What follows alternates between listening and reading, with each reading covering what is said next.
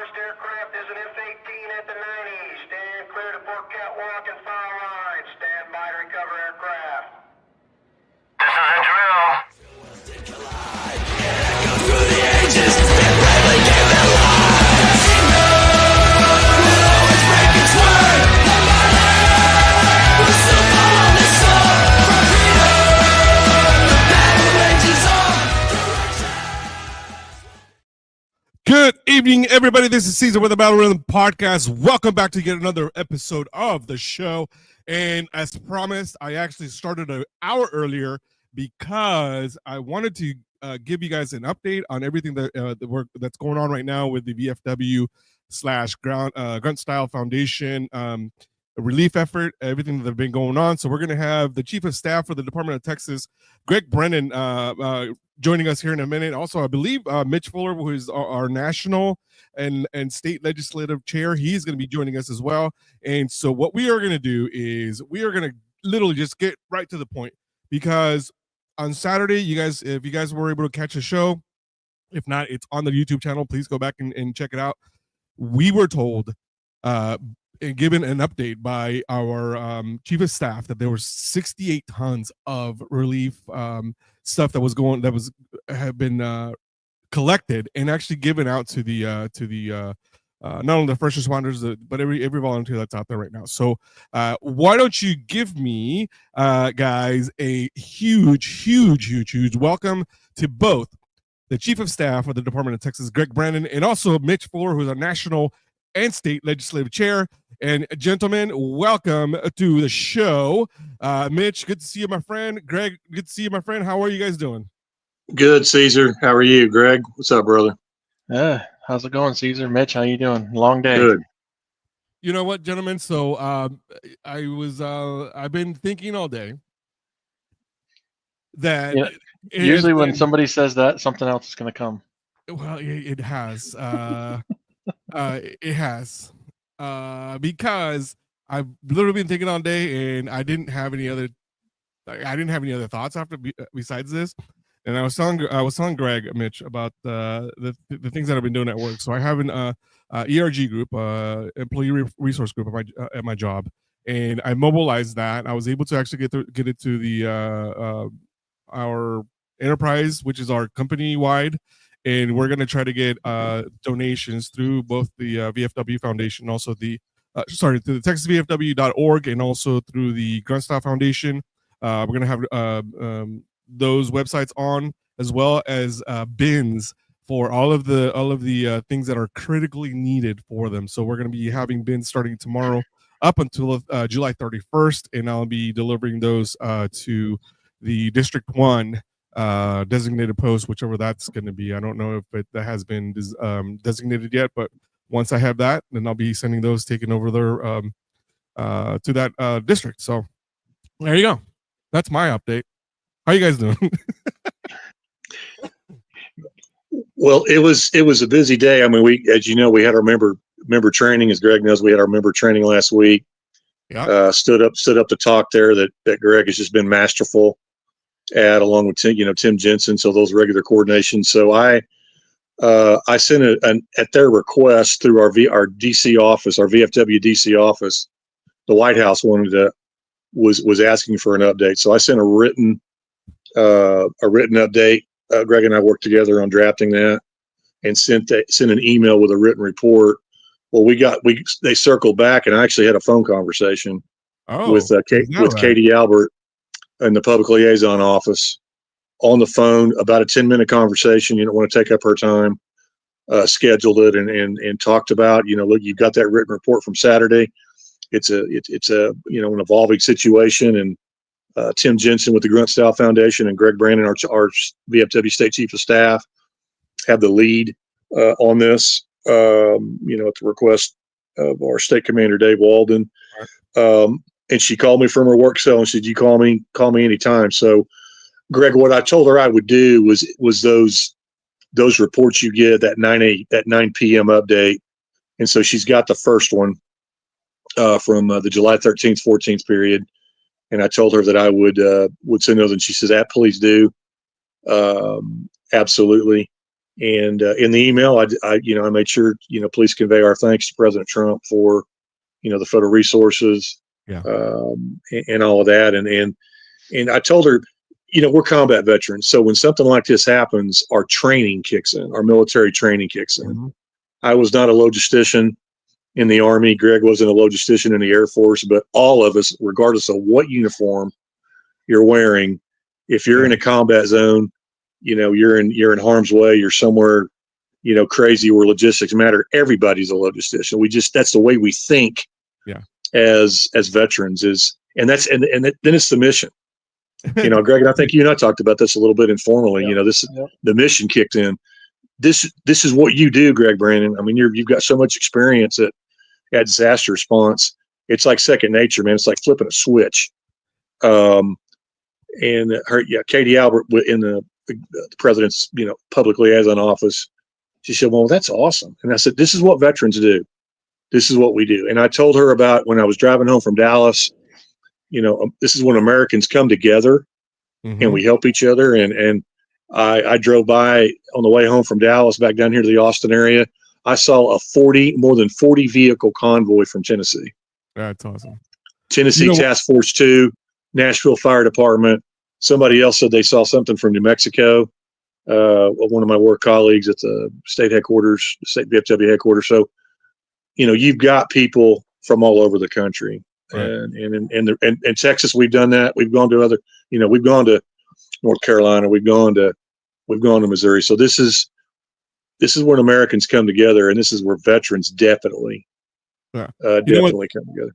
One thing we did forget to mention on Saturday, it was because it was happening as we were having the show, is that President Trump ended up coming down to the area with Governor Abbott, and I completely missed it because we were in the middle of the show, and after you mentioned it, that you had a direct contact with the White House, it just dawned on me. I was like, oh man, I completely forgot to mention it. So that was awesome, that the fact that the president was down here. I did mention that to Katie. I said we appreciate, everybody in Texas appreciates the president coming.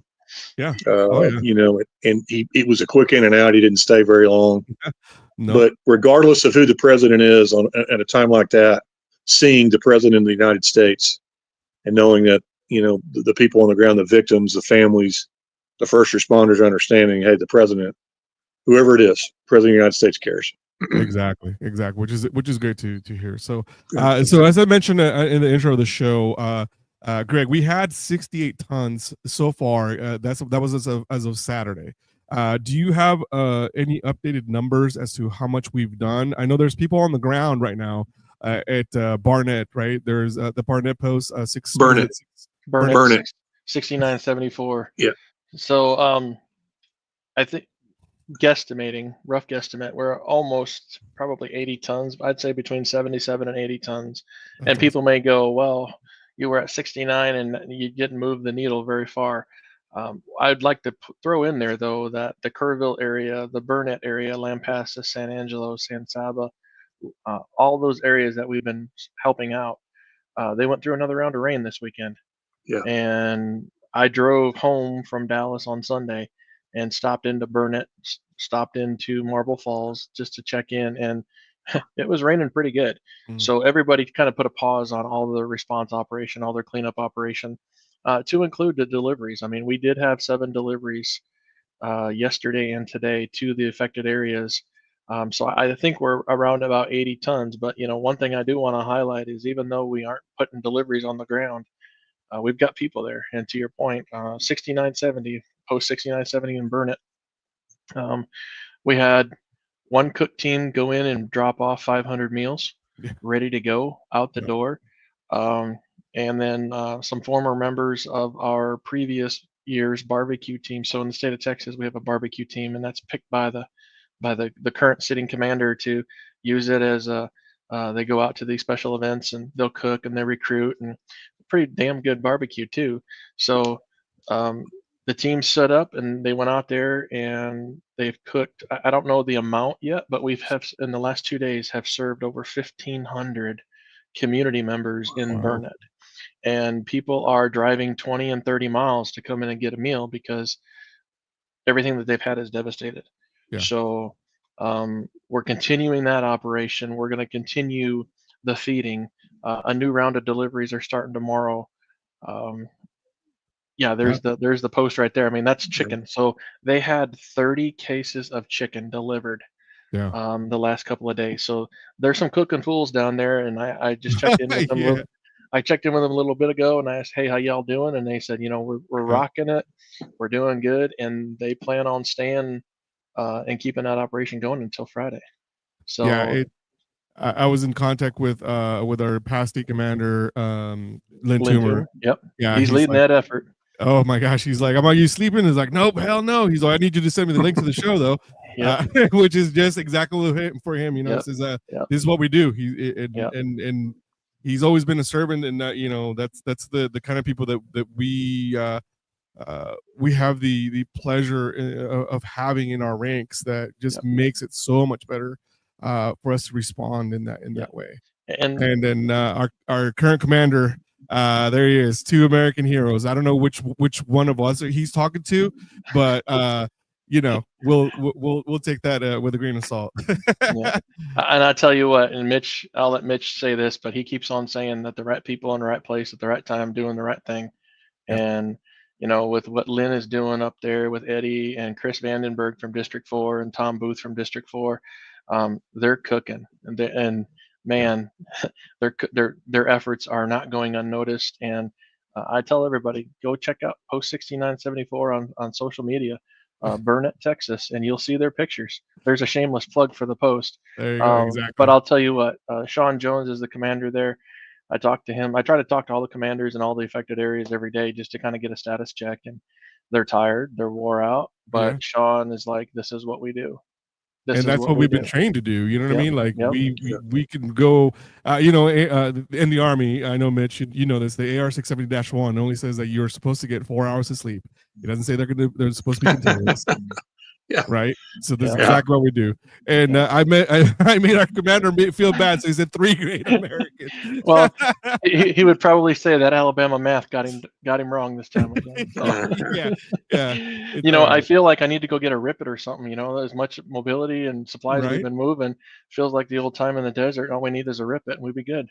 Exactly. Midwest is coming up here in a few hours, so we're definitely gonna go to that, because that was probably my favorite meal of the day.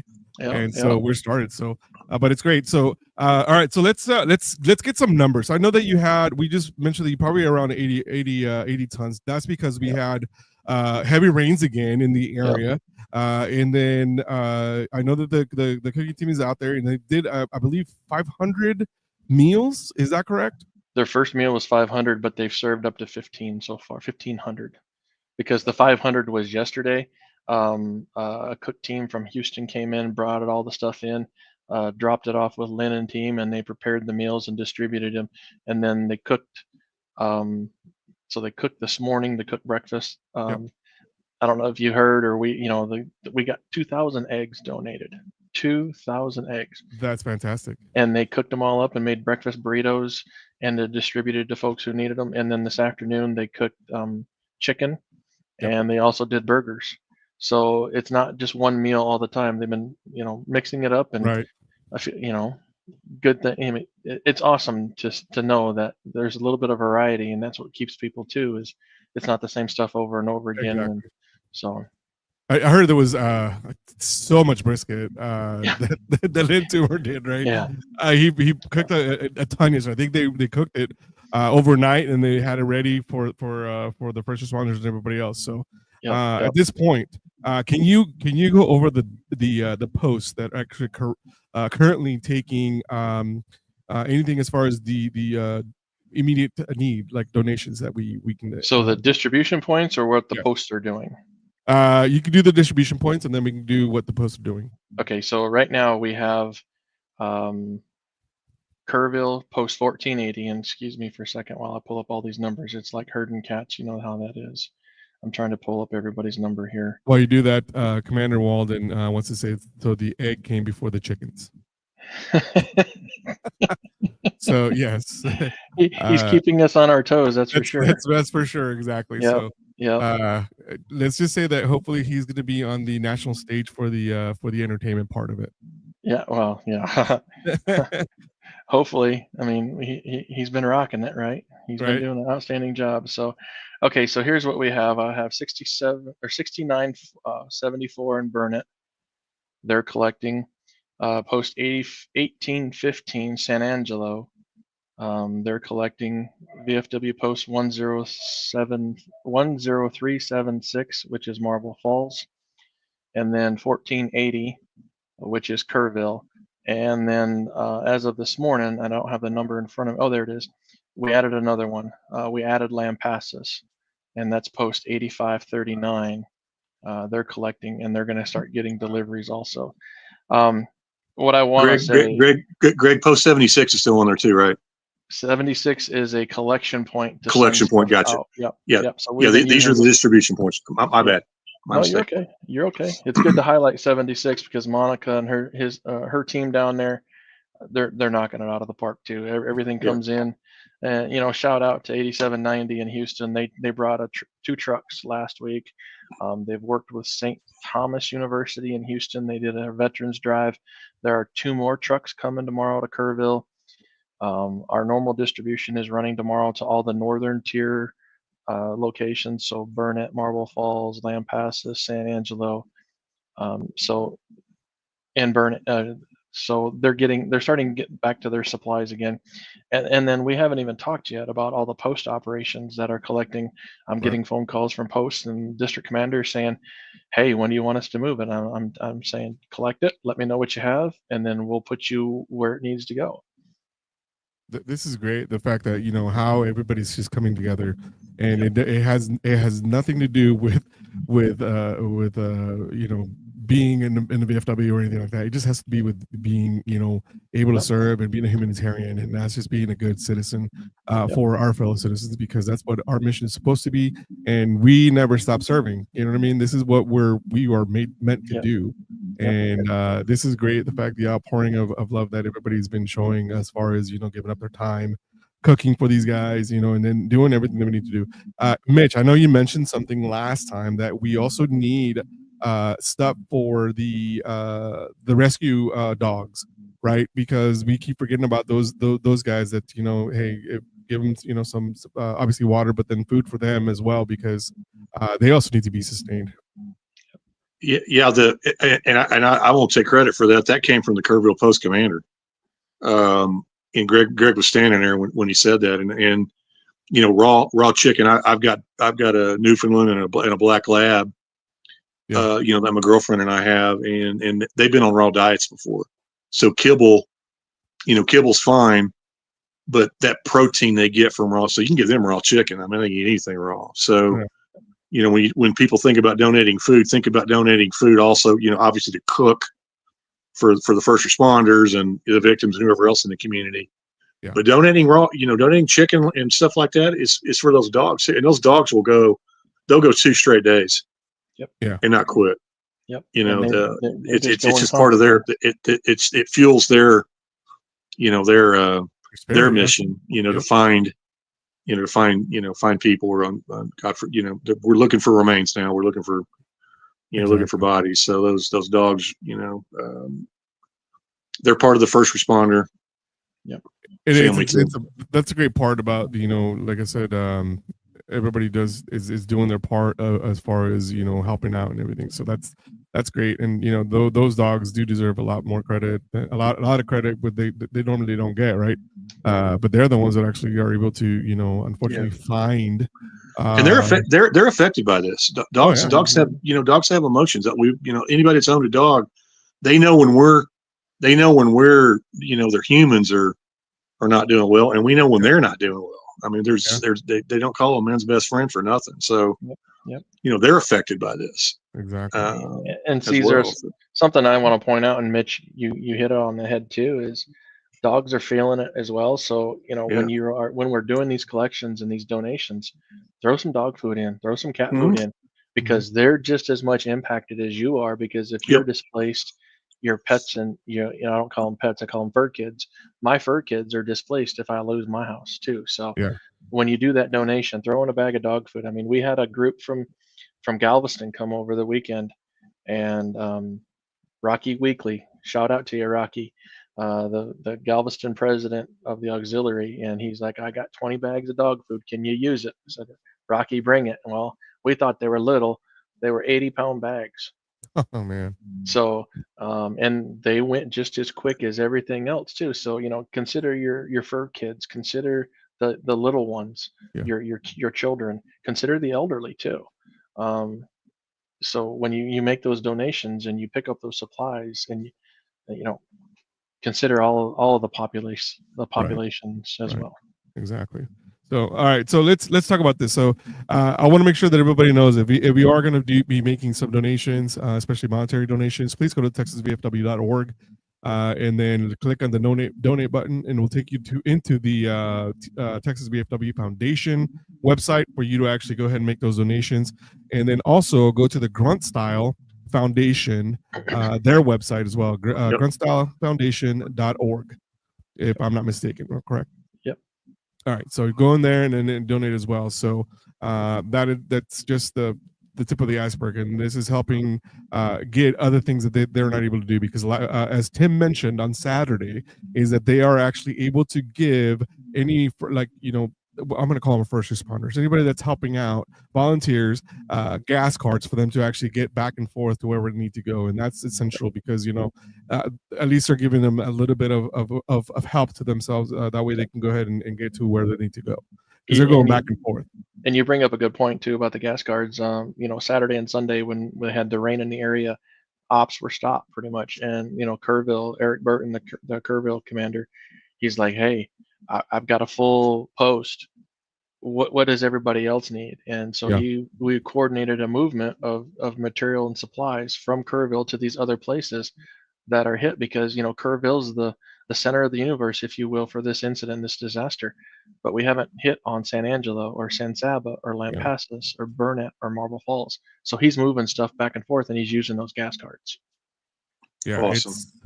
It's great to see that. Like I said, the outpour of volunteerism is just awesome, and the fact that everybody just mobilized quickly to do this is just fantastic. So I'm so excited. This is what makes it, all the BS that goes on, this is what makes it worthwhile, right? Because this is what we're supposed to be doing, and when things like this happen, everything else just kind of goes out the window. So my like Greg makes a good point. Everybody's aware. The nation is aware of Kerrville, and Kerr County.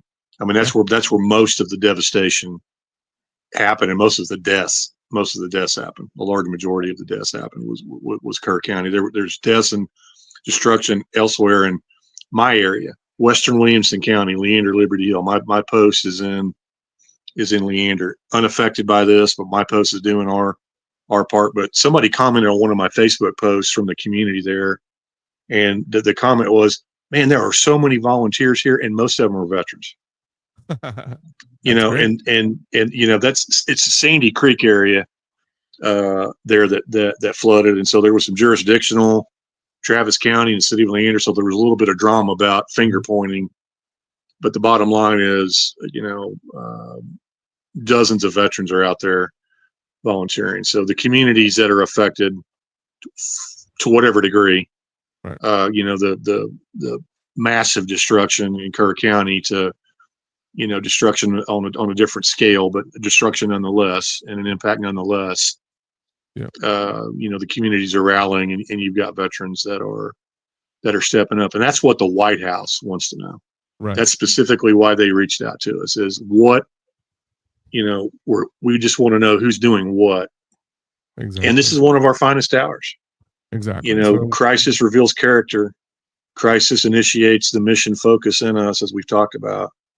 And that's what the White House, and I'm happy to relay that message, what people that are directly involved with this, I want to make sure Greg Brandon and Tim Jensen are getting some rest too.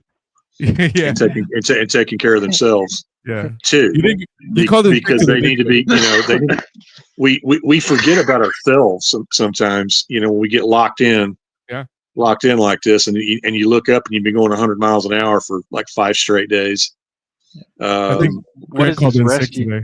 Yeah, no, I wish. Whew, I wish. What is this rest you speak of? I'm just kidding.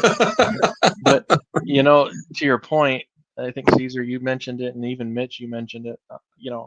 They keep on saying Greg's doing this, but I want to point out too, Chaplain Jim Russell from the department, Yes, thank you, Andrea, Greg. Oh my gosh, yeah, Andrea Ortiz, the state yeah, surgeon. Chaplain Russell's he was at Kerrville on Sunday. They couldn't do ops, so he went back to Houston, and then he showed up the next day in Burnett with the food. Andrea has a network of mental health professionals on standby that she's coordinated that as soon as we need them, or if we need them, they can deploy to any of these locations. You got Ben Lawrence. I'm calling Ben up going, hey, can we cover this? He's like, yep, do it. yep. Give me receipts. You got Commander Walden. He's like, do what you guys need to do. Just keep me informed. I mean, this is just a well-oiled machine of go-getters, and it truly is a team effort. And I can't thank the commanders enough, the district commanders enough, these people that are on the ground. Heck, I'll share a story with you. Yesterday, a nonprofit reached out to me and said, hey, we understand you guys know how to move stuff around and where stuff needs to go. Yes, we do. And she's like, where's the need? We have 4 trucks. And so I told her where the needs are, and they took and did some drop ships, and they went all the way up to San Angelo and made deliveries. And That's fantastic. they didn't even ask twice. And then she calls me this morning and she goes, all right, I've got this amount of money. What do we need now? And so I told her what the immediate needs were. She goes, okay, done. It's coming through Amazon. So it's not just the VFW. The VFW is leading the way in a lot of things, but there are some other agencies that are helping with us. Grunt Style is a huge partner, but these other little smaller nonprofits are like, hey, how do you do it? What's your secret? Yeah. And we're all going to sit down after this and say, okay, what went well, what didn't go well, and what can we improve on? And whatever we can improve on, let's put it in writing and improve it for next time. Let me send out some shout outs right now. We have and thank you so much to the Department of Oklahoma, VFW. They are streaming our show right now. So thank you to the Department of Oklahoma for sending it out your way as well. So thank you guys for much for that.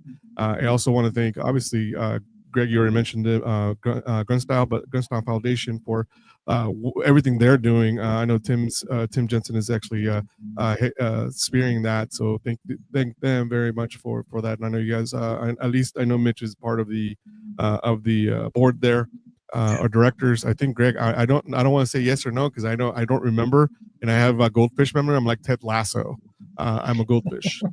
So I apologize, but yeah, I wanted to send that out. And obviously, we have several past state commanders that are actually listening right now, which is Lynn Toomer's out there, Commander Norman Macy, obviously our current commander Dave Walden is listening as well. I wanted to acknowledge them for listening to the podcast because this is important for everybody. And obviously, everybody wants to know what we are doing as far as our post is concerned. And Mitch, I know you're taking notes for you, so you can go ahead and go back into the White House, and let them know, hey, this is what we're doing. This is how we mobilize here in Texas. The largest department in the world. So yeah, there you go. That's my shout out. Absolutely, absolutely. And kudos to our Washington D.C. office for making that connection.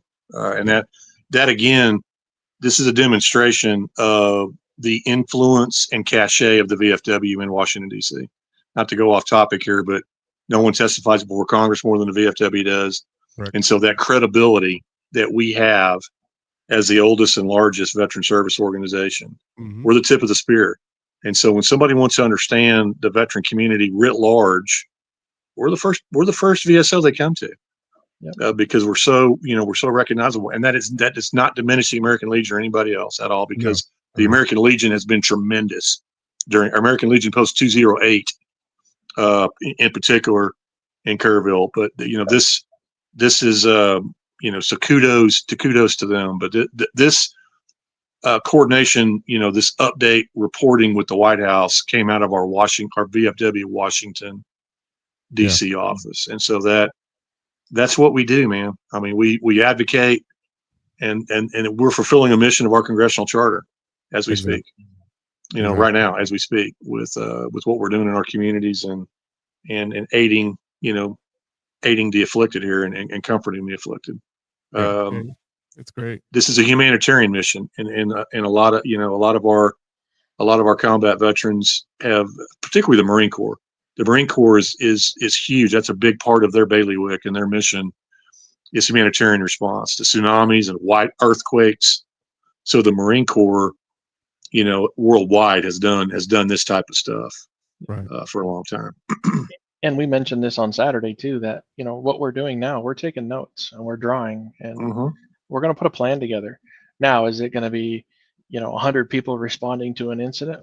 We don't know, but the thought is that we're going to put a response team together within Texas that if something like this happens again, here's the plan, here's the distributions, this is the model that we used. And so this is almost, and we talked about it, we're setting the example for future VFW commanders in Texas to follow.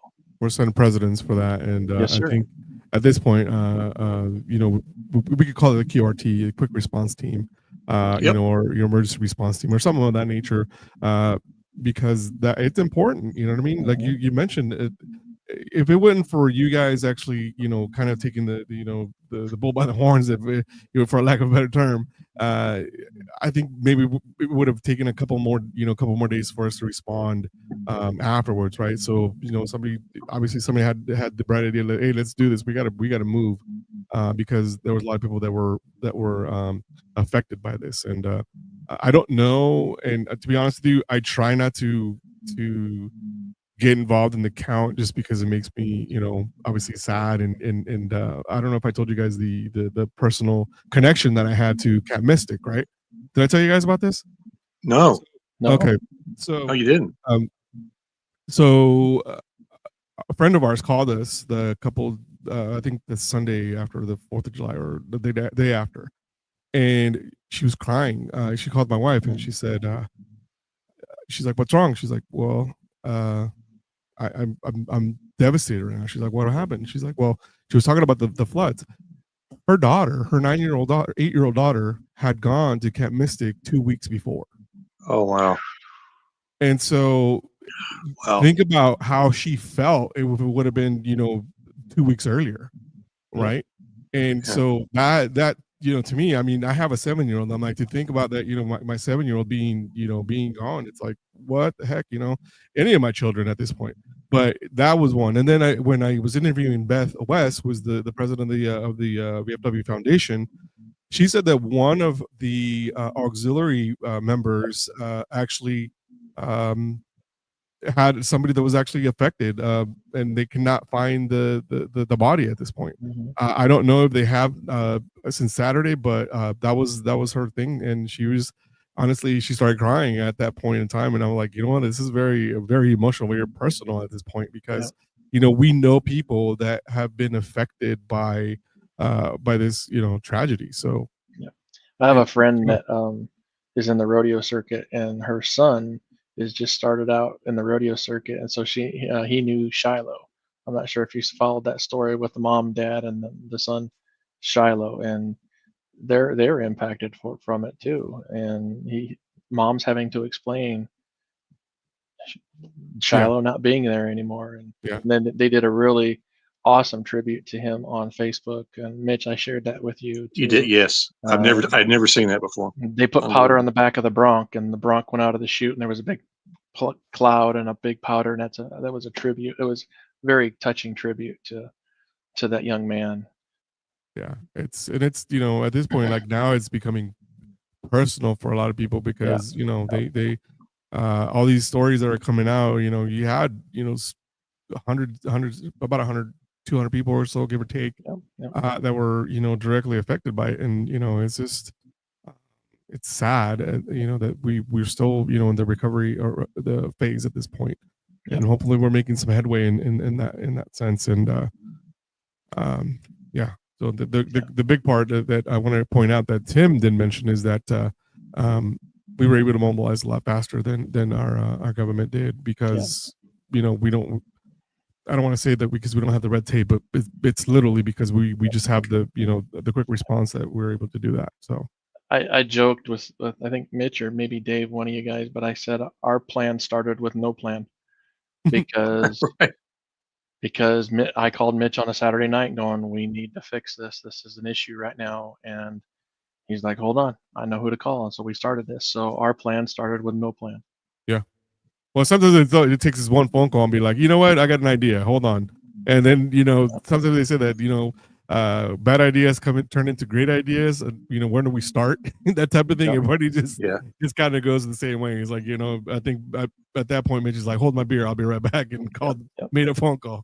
So, well, and I want to kudos to our state commander. I know we don't want to, keep tapping each other on the back, but our state commander said, we're going to coordinate this to the department, because that was a critical first step, because everybody at the post level wants to help. Yeah. And, disaster response 101, you don't want to overwhelm a site. Greg knows this better than any of us. Yeah. That's one of the first things you got to manage is don't just drive up with a 18-wheeler and just dump stuff off and leave. And so Commander Walden made the decision, we're going to coordinate this through the department. Yep. And the universe had him in the right place with his chief of staff who knows how to do this. Yeah. So we had the right. We were decisive. We learned that in the military as well.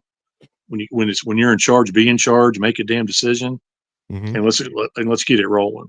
Because we don't want to be a part. We don't want the VFW doesn't want to be a part of affecting operations by overwhelming a site that's been affected. Correct. You don't want you can send too much stuff at once. Yeah. And that will affect the operation. And so that's essentially what happened. And that's essentially what happened the first couple of days when I was up there in Hunt. We took initial supply to the fire department just to help the fire department out. And the guy that was riding with me, he's like, man, look at all this traffic. And I just smiled, and he goes, what? And I was like, welcome to a disaster. Yeah. This is what happens. Everybody descends on this location and helps out, and they have every intention in mind. I mean, we had DPS checking IDs and what's your business, and they were trying to do what they were doing and doing it great, just to keep the looky-loos and the gawkers out. So, but one thing I do want to bring up too, because I've had several questions today. How do we know that the supplies that are being donated are going to the right places? And I can say with 100% confidence, if it goes to a post, it's going to get put into the distribution network, and it's going to go to the communities that need it the most. Mm-hmm. So those 5 locations, they are getting the direct contributions to the post that the post make. And they have community members sitting there waiting to pick up the stuff that was donated. So it is 100% going to those communities that need it. And if we find out that there's another community that needs to stand up and get help, like we did with Lampasas, we're going to stand up another distribution drop point, and we're going to start working with those people too.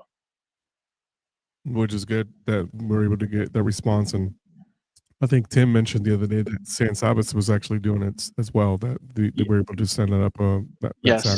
San Saba they were getting help from San Angelo. Yep. They did have a distribution point in San Saba also, and Lampasas is also. So San Angelo and Lampasas are both helping San Saba. All right, so I have a special guest from the field. They're going to give us a field report.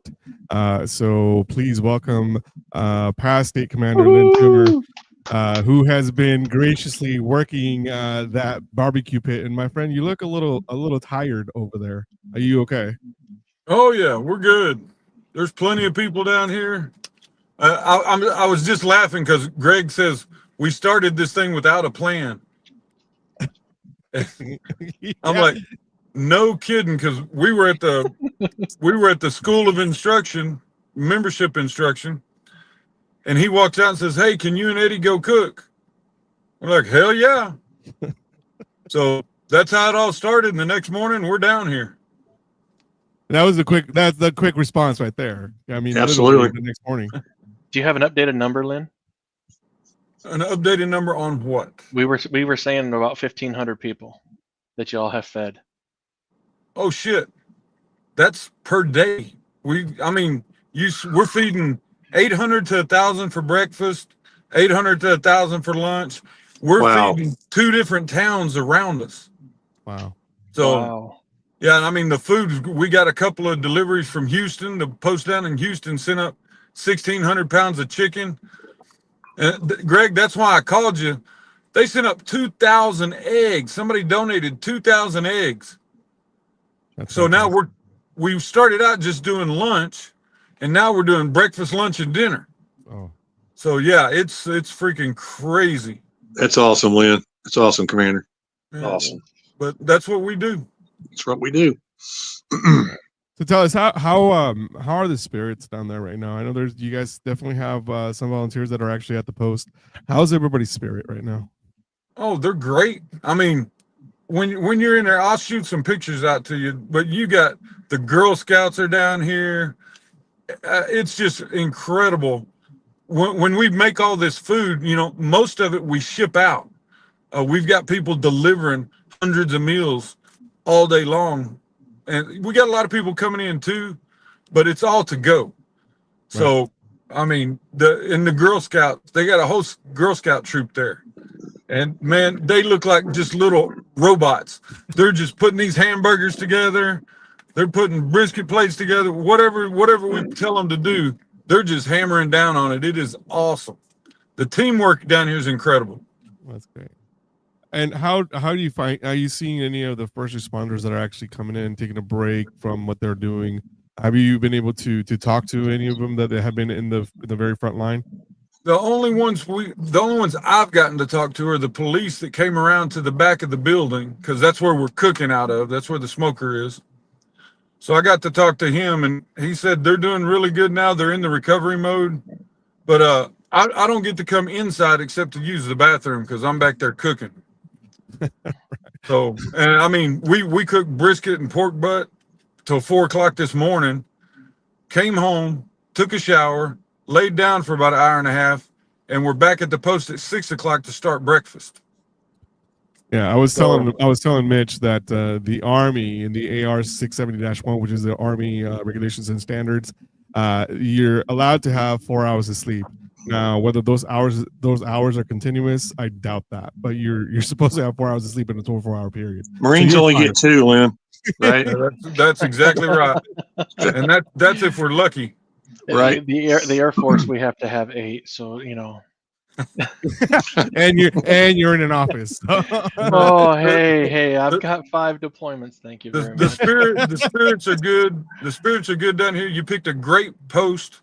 I mean, the commander, all the guys at the post are great. The auxiliary's doing a great job. We got people coming up from Houston, all over the place to help support. We got another bunch coming in tomorrow. So we're in the right place at the right time to do max benefit. Yeah, that's good. I'm just glad that you guys were able to make a quick response, and I'm just glad that there's also other organizations like the Girl Scouts that are actually able to deliver these. Put together the hamburgers or whatever it is that you're doing for that day. And it's just it's not just the VFW. There's a lot of other organizations that are helping out. Yep. Like Mitch mentioned, the American Legion there, 208. It's just this is what it's about. This is what disaster relief is about, and Texans coming together to help their brethren. So I'm just thinking you got to give a shout out to the churches in these communities too. I mean, there's so many. Some people really need spiritual guidance, and again, let's circle back and big kudos again to our state chaplain and our state surgeon. Jim Russell didn't bat an eye. Our state chaplain didn't bat an eye and launched. He left. He left literally the same day they did. I think I think he left on Saturday. Yeah. So that's great. Yeah. That he didn't hesitate, like you said, and then the next morning he left, came back with the trucks. So brought food. So that's just awesome. Yeah, and, Jim Russell was down here on Monday. Yeah. Yeah. I'm sure he's gonna come back probably sometime this week, and if he doesn't have a full-time job, then he'll come back, I'm sure. But that's what we do. He's going to go back, and then he and I have been talking. He's going to embed with one of the SAR teams. This is where I'm coming to help them look for the remains and the human. So he's trained and he knows what he's doing, and he's done it before. So he's like, why not go up and embed with them and help them out? Yeah. Commander Tumor, what do you guys have planned for tomorrow for breakfast? More eggs? Tomorrow is eggs, hog sausage, and toast, all the fun stuff. That's all going out. And then tomorrow afternoon we have briskets, ribs, chicken. Chris is doing chicken tonight also. So I mean, there's just more food flying out of this place. Greg, that's why I called you. There was so much stuff coming in. These guys didn't have enough space. Yeah. I don't think we could have put 4 VFWs to store all this stuff. Holy cow! Wow. Yeah, we've got to starting tomorrow. We're going to cook everything that's been delivered, all the meat, because then we can package it and store it in a lot tighter space. Oh, that's good. And this post doesn't have a big walk-in cooler or anything. They're just all refrigerators. So we've got everything packed as tight as we can get it. We're going to cook everything that came in today and coming in tomorrow. And when we leave here on Thursday or Friday, it'll all be cooked and they'll be able to just warm it up and send it out. Yeah, that's great. Awesome. I didn't realize that they had that many supplies. So that's great. The fact there's pallets of water. You name it. It's stacked up heavy here. That's great. And shout out to the community and everybody else that's doing these runs. Shout out to Rudy and Dripping Springs, who does the daily run for these guys to drop off water, needs other supplies. The nonprofit that reached out to us. Their name is Out of the Way Community. They're down there near Medina Lake, northwest of San Antonio, saying, "Hey, we got supplies. Who needs it most?" Mm-hmm. And they don't bat an eye. They jump in a truck, drop it off. So that's been Lynn's been the recipient of some of their stuff too. So, and there's more coming. They just texted me and said, "Hey, who's got the immediate need?" And I said, "Lampasas." So they're sending a truck to Lampasas. That's great. Tonight or tomorrow morning. There's a place here in Marble Falls called the Ark. Yep. And boy, they've been on board just rocking and rolling. Yep. And we're now they're losing. We've been feeding them 100 meals, breakfast, lunch, and dinner, and they're losing some of their support. So we're going to be taking care of them the rest of the week, taking care of all their food for the volunteers. Yeah. Let us know what you need, and we'll see if we can get it to you. Yeah. So let me remind everyone, all of our listeners here, if you're going to do, if you actually desire to do a monetary donation, please go to texasvfw.org and then click on the donate button. It'll take you to the VFW Foundation website for you to make that donation, and also to the Grunt Style Foundation. They're also helping out with this, and they're a huge part of this whole operation. Without them, because Tim has a huge distribution network. He knows exactly how to distribute. So if it weren't for him, I believe last Saturday when we talked to him, within 6 hours they were able to mobilize something. So that's just a fantastic response to something that happened, and it's just great. So again, texasvfw.org and or gruntstylefoundation.org for you to make those donations, and we definitely appreciate you guys doing that. Commander Toomer, thank you so much for joining us today. I know you guys are tired. You guys got to go get a couple hours of sleep before you guys get up for breakfast tomorrow morning. Enjoy your evening, sir, and give us an update. Keep us updated, and I will make an update for our listeners as much as often as they can. So if I make a 30-second video tomorrow morning, be like, "Hey, this is what happened today," and we'll go from there. So I appreciate you. Thank you so much for your will do. Hey, Greg, you are absolutely right. Handling this through the Department of Texas instead of all of us running headway into it was the exact way to go. I mean, it'd have been a clusterfuck without everybody going all over. It's all right. I'm going to fine Commander Toomer about $500 for the use of profanities. It's fine. Semper Fi, Lynn Toomer. That's right. From the soldier. That's right. The FCC is not going to be after you, but I'm going to be after you. So come and get it, baby. Yeah, that's right. All right, Commander. Thank you so much for joining us. Enjoy your evening, and then please, let everyone know there at the Marble Falls or whichever post you're at right now that we are so thankful for all of their help and support, and all of us up here that are behind the desk jockeys, that we are very, very, very thankful and grateful for their efforts and support. You got it. Y'all have a good one. All right, see you, Commander. All right, that was a good field report from past state commander Lynn Toomer, which has just cost me $500 because he dropped an S bomb earlier too. So nobody reacted to it, which is fine. I mean, it's fine. I'm not worried about it. But this is great, guys. I didn't realize that we had so much support. I didn't realize that we had so much supplies at this point. I mean, I'm not saying that stop with them, because it's not even over, right? We still have there's so much more to do still in the area, so much cleanup, so much rebuilding and everything. And these guys that are there on the ground with search and rescue, search and recovery, these guys are gonna need sustainment and support, because they're working 12, 14, 16, 18 hours a day.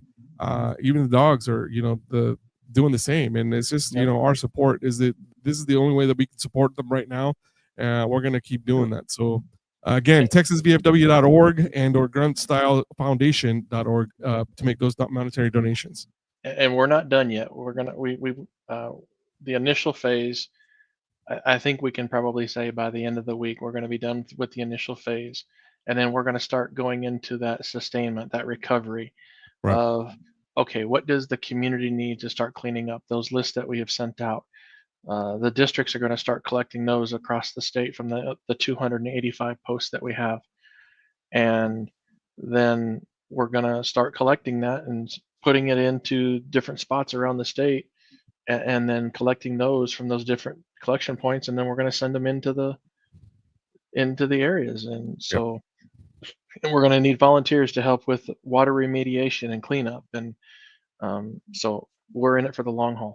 Yep, and that's exactly what we're going to do, and continue the mission, because this is obviously a very devastating time of that people are living, right? So we always seem to forget the human part of it. The people who lost not only loved ones, but they also may have lost their homes, or may have lost their their pet, whatever it may be. We just had to come together, and I'm just thankful that our state surgeon was able to actually put some of these mental health specialists in the area if they're needed. So that's good, because a lot of these, a lot of people do need to talk about these findings. The things that actually seem to go unnoticed sometimes. This, what we call it, the silent killer, right? That we need to definitely look into that. So, right. It's crazy. Crazy. All right, guys. Well, I normally, I know we've been talking pretty heavily about these floods, but neither one of you have been a part of this show before. So I'm going to do something that I still have about 8 minutes before I get with my next guest, because I still have a regular show to do. This was a very special update that we needed to do, because I wanted to, I had mentioned it on Saturday that we were going to do the update for all this stuff. So we're going to do a quick little thing that we called, it's called rapid fire questions. Rapid fire questions is brought to you by U.S.A. Construction Services out of the Dallas-Fort Worth area. It is veteran owned and operated with over 25 years of experience.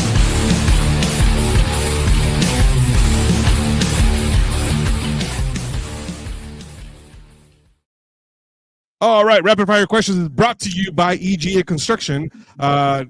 Weird that it's owned by a certain past state commander, Lynn Toomer.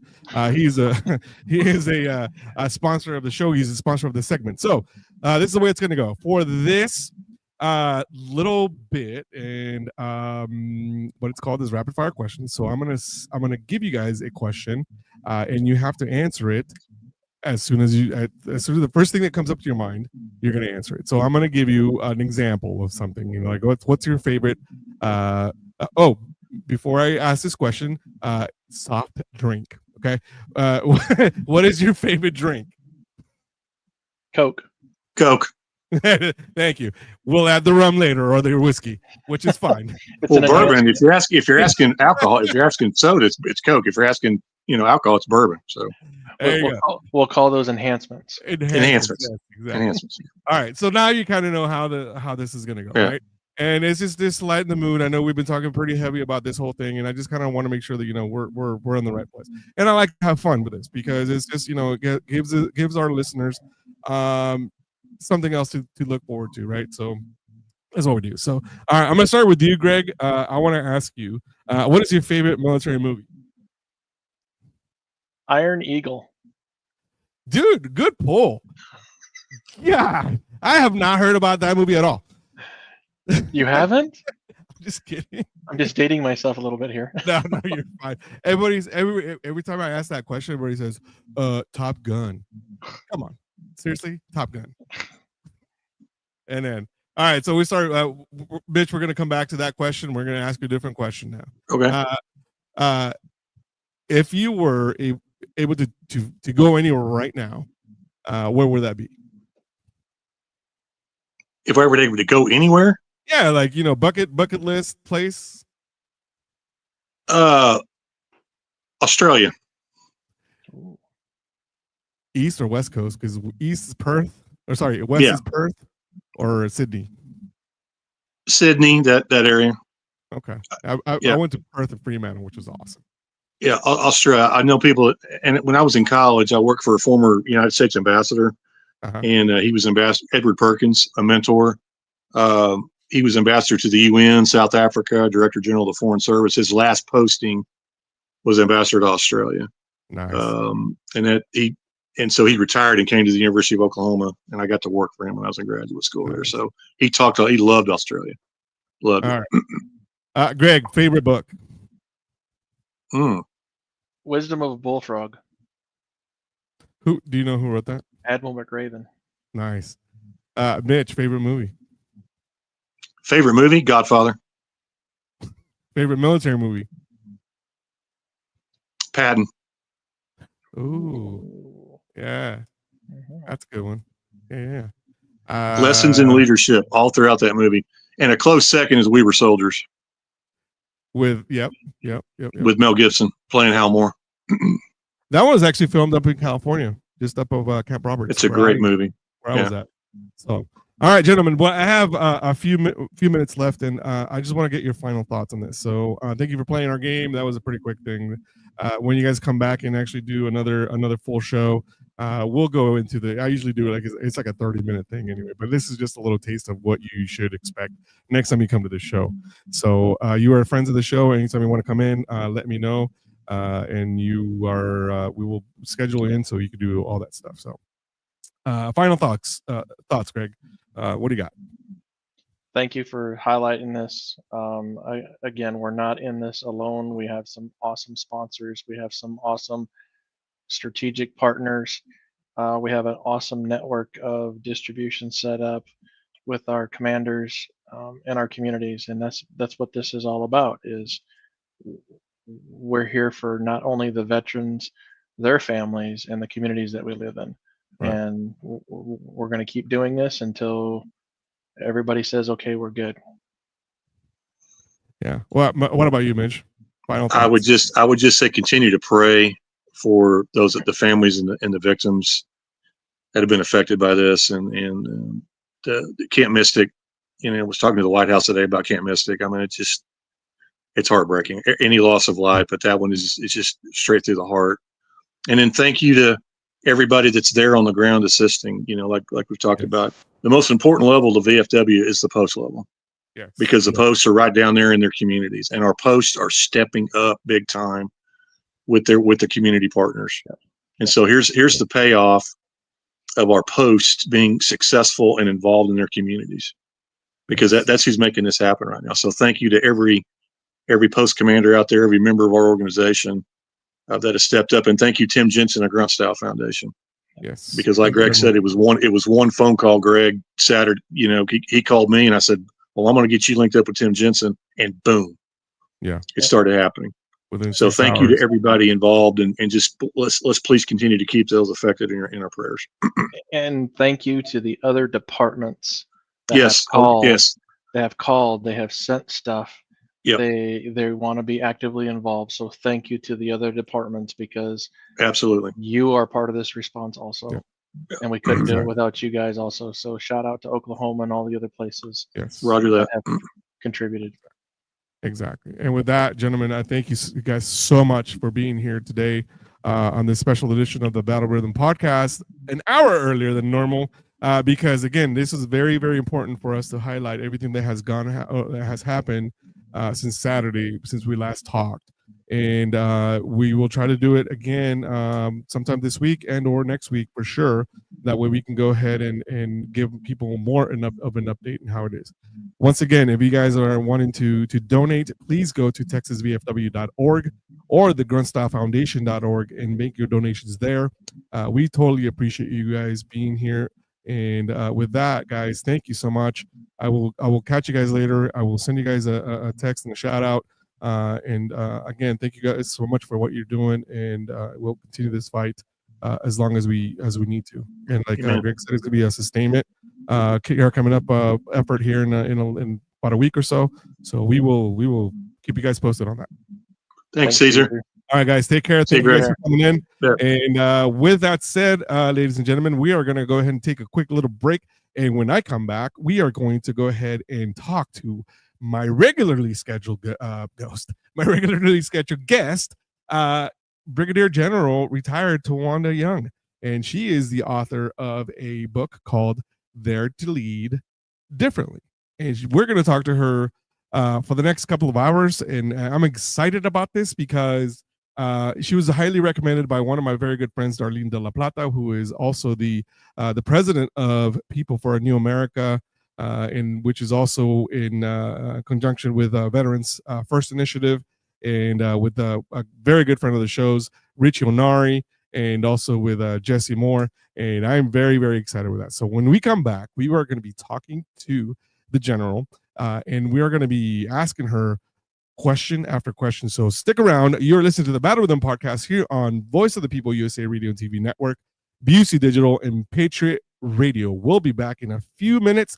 Please stick around. Come back. We're gonna be, like I said, it's gonna be quick. So we're gonna talk to our guests. So come back. Don't go anywhere, and we'll see you in a few minutes. If you don't like standing on the sidelines but still want to make a difference, then tune in to the Battle Rhythm podcast. Picture this. Fighter jets roaring through the sky, field artillery radars scanning the horizon, and soldiers charging forward, grit and determination etched on their faces. We start in black and white, honoring the past, but then, boom, it's full color, reflecting the vibrant, resilient spirit of today's veterans.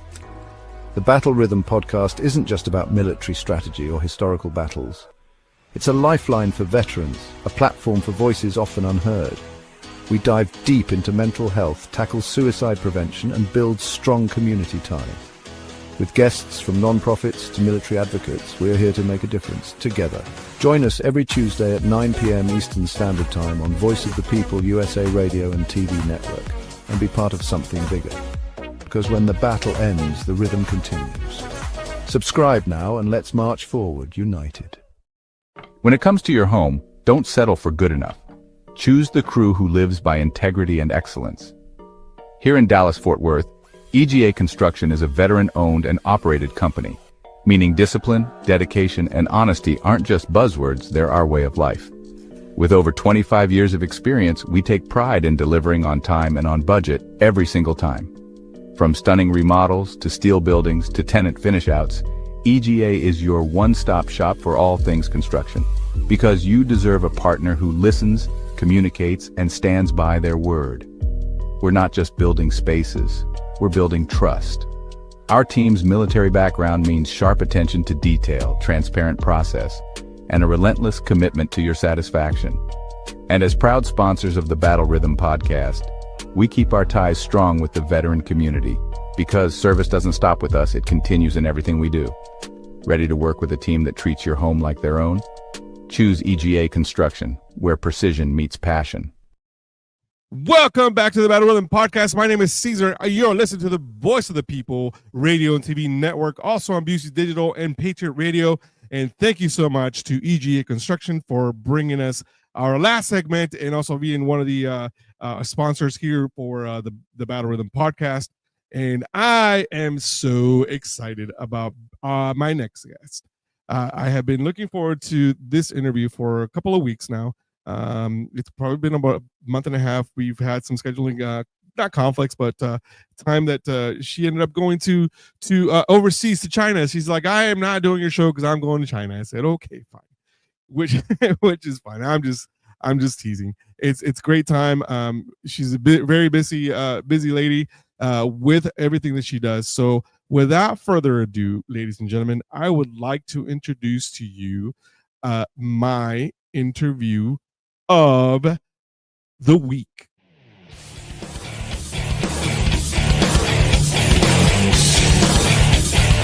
The Battle Rhythm Podcast interview of the week is brought to you by Consumer Harley Davidson.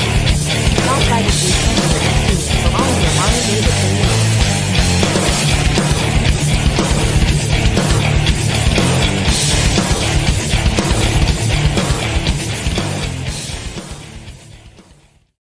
Here we are, and how are you, ma'am? Can you hear me? Can you see me?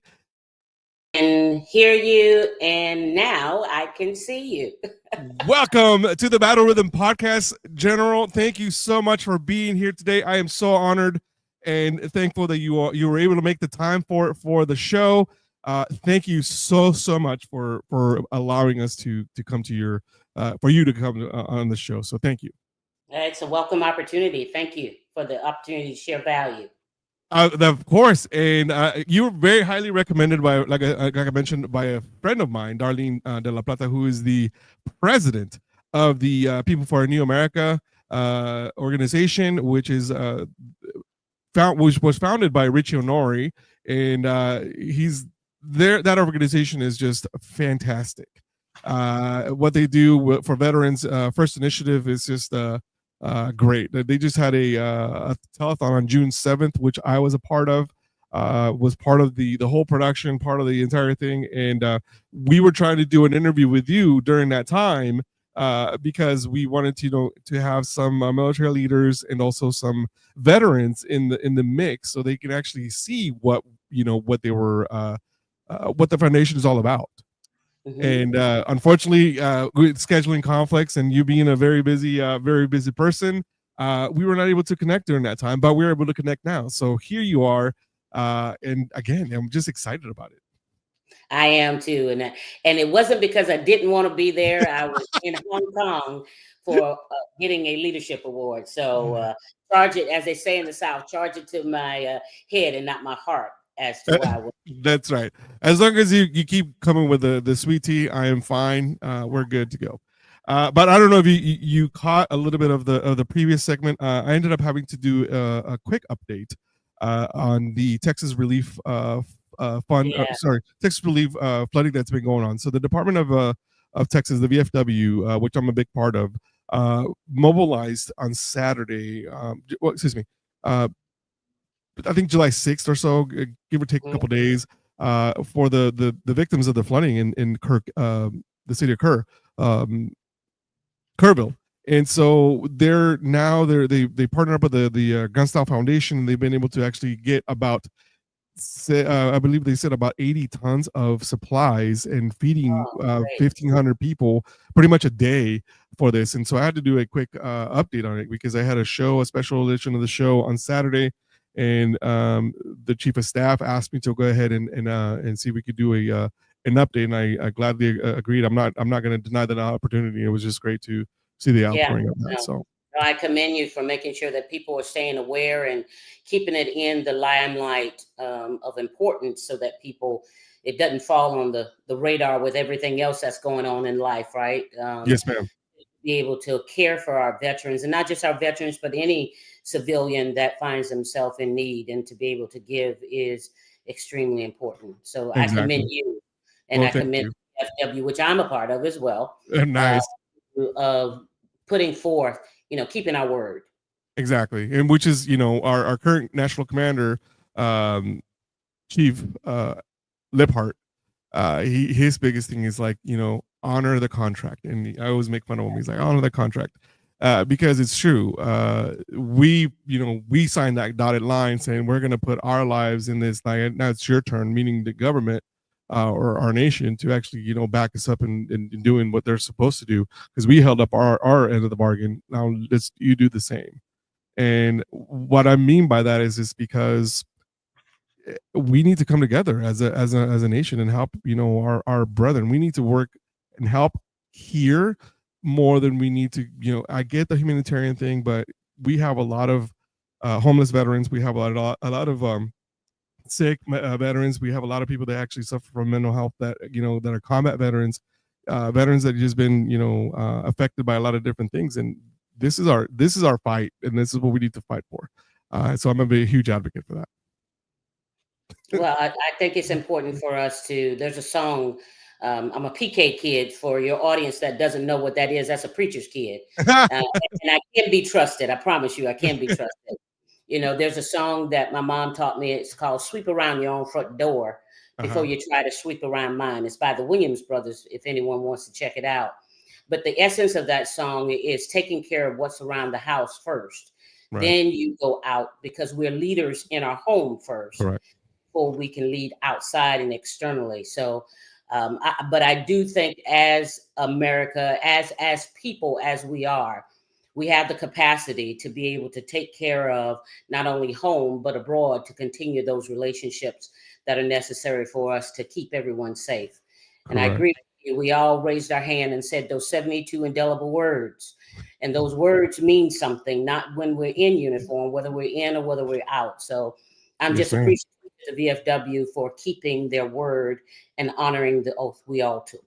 Exactly. And which is what we need to do, right? We need to get all that stuff. So, but let's get to the point. And the reason why I brought you in, and I actually ended up downloading your book, and I listened to it on the way to work, on the way back. I listened to it a couple of times now. Okay. It's a very in the audio side, it's very short, which is great. You know what I mean? Because sometimes, my drive is about an hour, so it's just perfect. So I listen to a couple of things, and every time I listen to it, I get a couple of different things. And if you ask me what they're, it's like, you know what? Every time I get it, it's like, think outside the box, think differently, lead differently, and but at the same time, it's like, okay, you have to be, and this may not be in it, or this is just my thought. I have to be of a servant leadership, because if I'm not putting the work, then how can I, lead and say somebody to do it? I just expect you to do it, but I don't know how to do it. That doesn't work for me. You know what I mean? Because I much rather follow a leader that is actually doing it and knows what they're doing, and they have done it, or they're breaking, the area beautification, where they go out there, with a pick and shovel and doing all that stuff. And I would much better follow that type of a leader, because they're right there with you. And that's one thing I loved about the Army. I used to be out there with those rakes and doing the beautification. I think for leadership, from my perspective, is that you have to be moldable, right? Mm-hmm. Right. You have to be willing to be flexible, like Gumby, like we're always saying. But in being flexible, you got to first understand the foundation of your leadership. So what are the values that your leadership is based upon? And I wrote my book, Dare to Lead Differently, Chew on This, 16 Bites for Bold Leaders. It's because I wanted to take my experience and share from my perspective as a woman, right, as a senior leader, and as a Black female in an environment that is male dominant. Right. And how do you lead effectively in that kind of environment and not make excuses? Right. What strategies that you need to put in place or learn in order to be successful in any task or endeavor that you go into. And I think one of the big things, as you said, you've read it going back and forth, and I'm pretty sure we'll touch upon Who's My Mrs. Woods, because my kids still can't believe I made that particular grade, but I did. But one of the things, though, that I think is important is leaders have issues in dealing with conflict. Mm-hmm. We run away from conflict because we feel that every conflict has to be resolved, and that's a fallacy. Not every conflict can be resolved, but it can be managed if we have the right tools in our toolkit to be able to address it. But to address that, you got to be self-aware of how you lead and why you lead the way you lead. It's kind of your leadership DNA, I call it. Right. So let me ask you. So you retired as a brigadier general. How many years did you do? 33. 33. And during those 33 years, obviously there had been you've been through many changes, right? So and every command that you held, what did you take from the past command? Did you say, okay, this worked for me, let's try to do this, and is that the way that kind of worked for you? Where do you take the lessons learned and then go implement those? Some I did. My biggest lesson that I give to your audience, for any leader, whether they're emerging or whether they're at the senior leader level, is going into a job and observing, not going in just to change, to put your name on it, to say, now it's my name on it and I did X, Y, Z. Because every decision we make has a rippling effect on the organization and the people. Mm-hmm. And the success of completing your mission. So I would tell you the biggest thing that I've learned in my 33 years is to go in, observe, and then make informative decisions from there. I'll give you an example. I was a G1 for the Army Reserve for over 299,000 soldiers and taking care of their families as well. And when I came into that position at the time, I came into it around 2014, the organization G1 was kind of in chaos. Mm-hmm. There was no camaraderie. There was no teamwork at the level that we're all used to having. There was a lot of backstabbing, a lot of egoism, perfectionism, all of those isms you can think of, they were there. So as a leader, how do you go into that kind of situation with the goal of building a team and still meeting the results that and giving the results that the commander, the Chief Army Reserve, is looking for to give to those 299,000 soldiers and taking care of their families? Well, I went in and as a colonel, full bird colonel, and I went into that situation, and what I did was management by walking around, but I did it a little bit differently. I met with every single person, and I had over 150 people in my organization. I met with every single one of them by grouping. So I pull all the sergeants in, I pull all the GS-15s in, the GS-14s, whatever my organization was made up of, I met with them separately. And I did it in the morning. So I didn't take them away from their work. So they didn't have any excuse saying, I got all this work to do. I can't meet with her. So we met in the morning. I fed them out of my pocket. So you didn't say you couldn't get breakfast because I provided it to you. So I took away all the excuses, and we sat around the table and we told each other things about ourselves that are not normally, we wouldn't normally share. One of my things was I'm a thrifter. I love thrifting. I love You'd be my wife's best friend. You'd be my wife's best friend. She goes all the time. Look, she and I can hang out. Yes, but in that setting, I also walked away from that setting asking my team, give me 3 sustains for this organization. What are we doing well, and why should we continue doing it? What are 3 improves that we need to improve upon, and what is your solution? What did that do? That pulled them in to the solution dynamics where it wasn't all on my shoulders to do. And I shared with them, I don't have all the answers, but as a team, more minds on a problem, we can fix this, and we can create an organization, a team that is strong and that is productive. And from that situation, that G1 flourished to where the G3 and their soldiers were kind of envy of us because we were doing inspection on our uniforms and everything. But it was a way of building. So I would tell your audience and any leader that's listening is that being able to go into an organization, do some observation of what is going on, what's happening before you quickly change something. Right. And it's you have to go in as an open mind, with an open mind, right? Oh, for sure. Because you're gonna get. Sometimes I feel like if a person is being, especially, okay, let's just say that you're talking to me in your morning brief. Me as a sergeant, be like, well, ma'am, let me tell you this, and I will lay it out to you, like, and we're blunt. I mean, at this point, where something's a bit blunt, and I think sometimes that may go well, but then sometimes it may not. You have to kind of know your audience. But if somebody's literally asking me, hey, how can we fix it? Or what is it that you see that needs improvement? And I would be, 100% honest, be like, well, this is not working out. And I don't think, I don't know. I'll just give you an example. I said, I think some of the issues that we mostly had was having no pocket training, and that's not going back to like the NCOs that I have not knowing what to do. Is that the a lot of times the plans would change, and if the NCOs would have a plan right away, it would be taken away from them because like, no, we need to do this, but yet you want me to conduct the training and make sure that my troops are doing the right thing, but you keep changing the order that you want it done. I'm sorry, like especially if it's a guard unit or a reserve unit, you only have those 48 hours to get that done. And unfortunately, a lot of times it's the mortar pool that comes in first, and the area beautification, the first two things that gotta get done.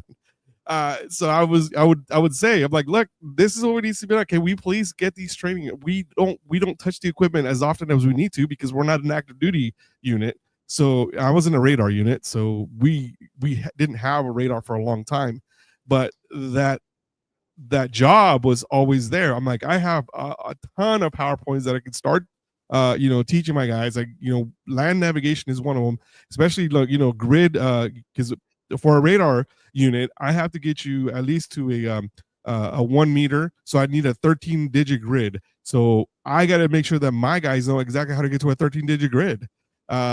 Everything was automated through the FA-TADs, but a lot of times you still need, if that goes down, you still have to know how to do it the old-fashioned way. You got to have those skills. Exactly. So that was my biggest gripe. And now I'm talking to you, be like, no, this is what I see, and I need to get more time with my soldiers for them to know their job. Because if I'm trying to, if I move up, then I don't know who's going to be able to actually carry on with what I'm doing. Because we're training the next person down for them to move up as well. So we have to make sure that they know what they're doing before they move up. Oh, most assuredly. And I will tell you, in those situations, I think the priorities of those leaders was off azimuth, right? Mm-hmm. Because at the end of the day, our job is to make sure that we can fight, win, and defend this country. Right. Well, I can't do that. Raking is important. Beautification is important. That just sets a standard of excellence of taking care of what you have, right, and what has been entrusted to you. But the development of what I call our treasure, which are our soldiers, is way more important than those other things that you mentioned. And when a leader does not have the right prioritization, that's what you get. Or when you have a young leader not understanding the impact and depth of their responsibility, then you get where organizations or teams are getting off azimuth with what is important. Because I need you to be able to shoot, communicate, and move out smartly and do your job well. Well, the only way you're going to do that is having the knowledge, skills, and abilities to do that effectively. And that requires mentoring, coaching, teaching, and guiding. Right. So how did this book come about for you? Obviously, there's a lot of these lesson learned, right, that this book may have come up from. How did you come up with the concept of actually writing this book? Well, when I was on active duty, many of my aides that I had, because of course they're there, with the stories of things that are happening with the general, that I'm telling all of them now. If they look at this podcast, I dare you to tell one story. No, I'm kidding. Be truthful. No, they encouraged me. My family encouraged me, and really my two daughters, my two heartbeats, Leah and Tyra, said, "Mom, you got a story to tell." And I would always kind of shrug and say, well, nobody want to hear my story. It's just everybody goes through what I went through.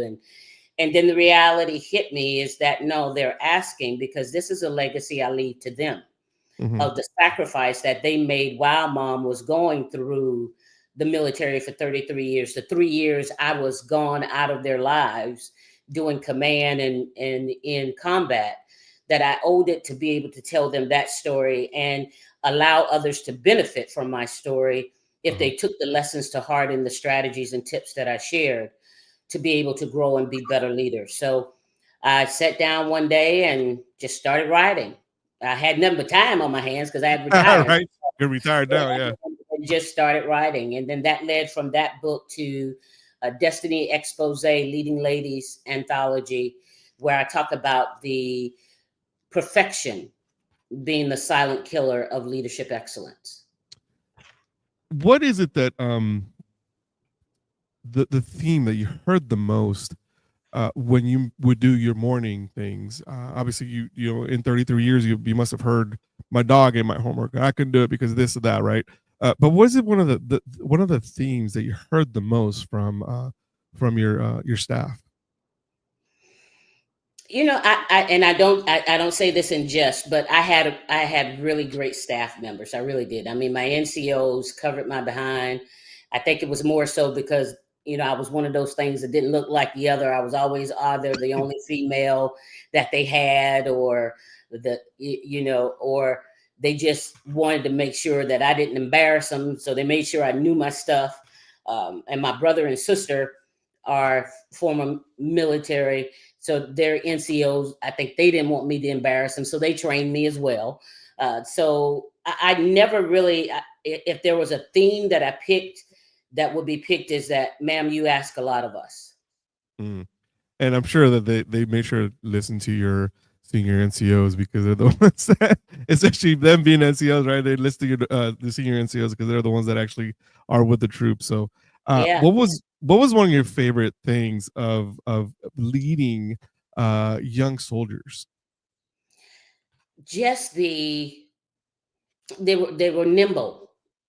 They were looking for and excited to get new information on how they could reach their goals. One instance I share with you is, as that G1 that I talked about previously, we did training, HR training, and we would bring soldiers from all over the different units, all over the Army Reserve.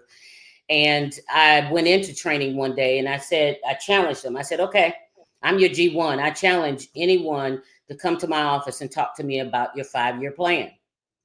Well, I only had one to take me up on it, and it was a specialist. And he took me up on it, came to my office. And when he came to my office, there was a lieutenant colonel I hadn't seen in a while that was there at the same time trying to get into the office. And when he stepped to my door, he expected I was going to tell the lieutenant colonel, come on in, specialist, you take a seat. And I think the lieutenant colonel was thinking the same. So I did it differently. I dared to lead differently, right? So I told the lieutenant colonel, you wait, come on in, specialist, let's have a seat and let's talk. Well, when he walked through my office, he was in tears. So I thought I had done something, or, you know, You did. Well, the thing I will tell you honestly, in that moment, I was like, boy, is there an IG complaint coming after me or something? I mean, all I did was tell the soldier to come in my office, right? So we could talk. And I asked him, I said, what's going on? And he said, ma'am, he said, no one has ever valued me over a senior leader. Wow. You took the time to bring me in. Well, we sat down, we talked about his career, about his family, got to know him a little bit. And at the time, I couldn't tell you the soldier's name. To me, I was just doing my job, right? My job is to coach, mentor, and teach and guide people. So long story, I'm retired now, starting LT3 Leadership Solutions, and I'm out on LinkedIn and I'm marketing and I'm sharing, you know, the value that the organization brings. And I get a message from this soldier who hits me and says, ma'am, you probably don't remember me, but you changed the way I lead. I lead differently because of how you showed me how to lead. And he shared with me, now he has soldiers and he's getting ready, should already be by now, promoted to sergeant first class. So it's that kind of stuff of leading differently, of understanding what is value and what is the value that you as a leader are responsible to give. And I always tout that leadership is an honor. Leadership is a privilege. And we owe it to the people that we get the honor and privilege to lead, to be our best every day, trying to learn something new, to be able to elevate them to the next level. Right. What was the least favorite part of being a leader for you? It sucked when you see your career coming it's before your face when you make a decision and you like, ooh, ugh, maybe was that right? you know. I had when I was a battalion commander, I had a soldier of mine that was having some relationship issues and had a little one.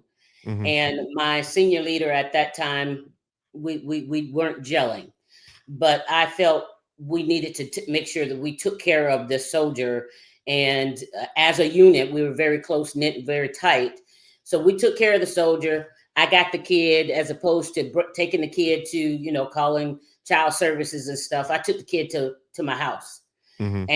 And got a call from that senior leader that night because it got wind that the issue had occurred, something had occurred, and he was telling me what I needed to do and everything, and I went against it.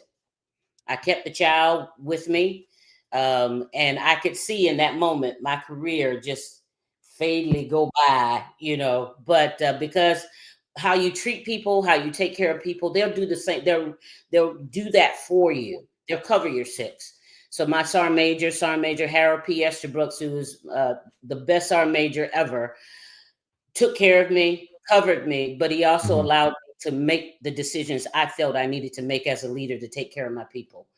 So it's that scary feeling you get in your gut that, oh my God, I made this decision, and what are the rippling second and third order effects of it, and really is it going to cost me something I love? Right. Well, that's just goes to show that the correct me if I'm wrong, but I think the upbringing, how you were brought up in your household, going back, when you were 2, 3, how you were treated during that time, I think it has a lot to do with being a compassionate leader, right? A compassion, it doesn't mean that you're going to be breaking your heart about every single thing, but just having that empathy to being, you're like, you know what? Yes, you're a soldier, or yes, you're a service member, but at the same time, you're still a person that has feelings and has a life outside of the military that needs that. You have to be that type of empathetic leader a lot of the times, right? I think that's critical, is having empathy and being able to be vulnerable. As you read my book, you saw a whole lot of vulnerable moments. Yeah, yeah, yeah. You There was didn't a hold back. whole You did not hold There was back. a I tell you whole that. lot of look. I said if I'm gonna leave a legacy, my kids need to know the truth, right? So I think it's extremely important to have empathy and to be able to turn that mirror around and Right. say to yourself, "What if that was me on the other side of the desk?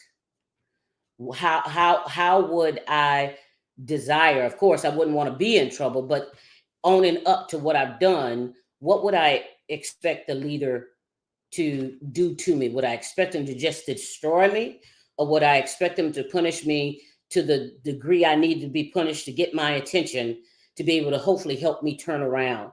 And I actually did that to a soldier of mine who got a DUI when I was in battalion command, and he had just had 2 babies, 2 twins, beautiful twins, but he got a DUI, and it was something I could not turn away from.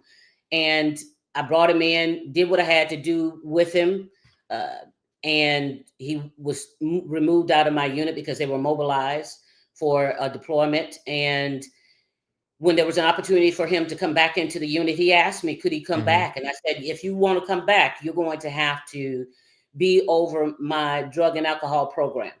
And I want you to share your story. And I want you to share the punishment you received. And how did I handle that? So that soldiers, one, know, at that time, Colonel Young will tap the hind parts if necessary, but also she will be empathetic in giving out punishment as well. And I will tell you, he came back and was one of my stellar soldiers. And he thanked me. He told me, he said, "Ma'am, what you gave me, I deserve. I deserve even more, but what you gave me, I'm appreciative that you were lenient and that you empathize with the situation of where I was in my life at that time."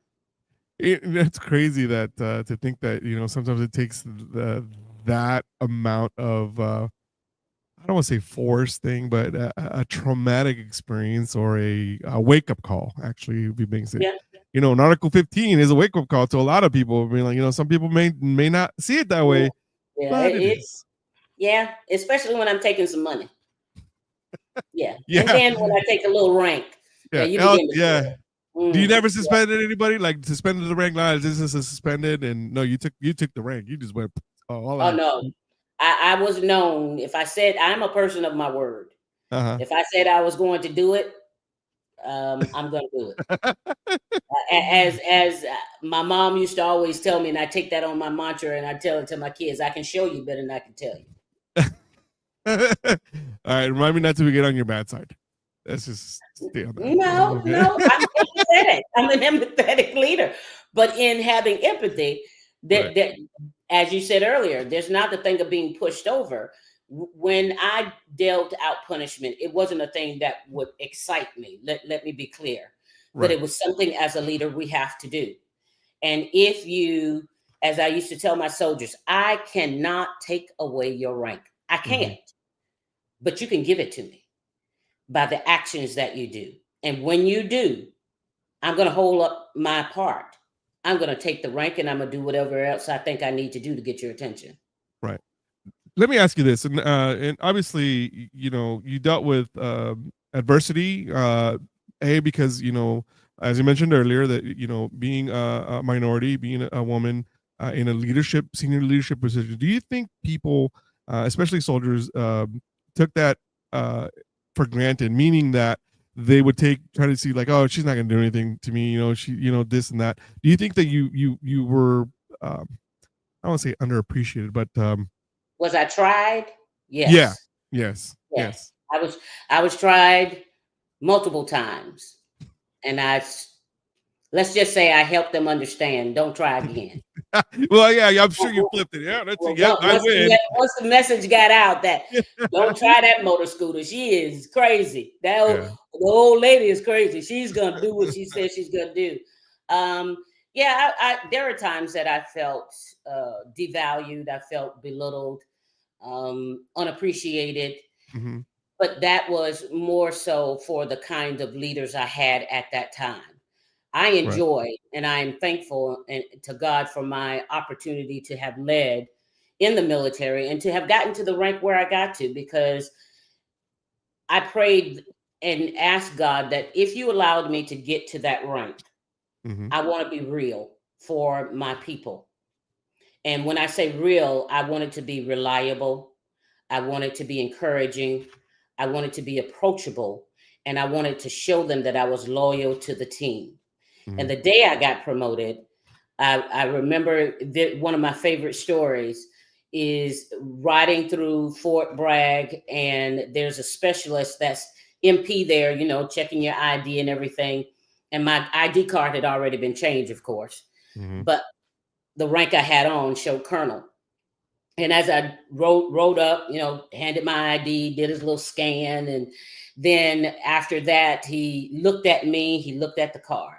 He looked at me, he looked at the card. And he looked at me again and looked at the card. And I said, yeah, man, they made me a general. Ain't that crazy as heck? I said, but you know what? If I can be a general, you can be the sergeant major of the Army. It just requires you to stay focused, stay on the right side of right, and keep the main thing.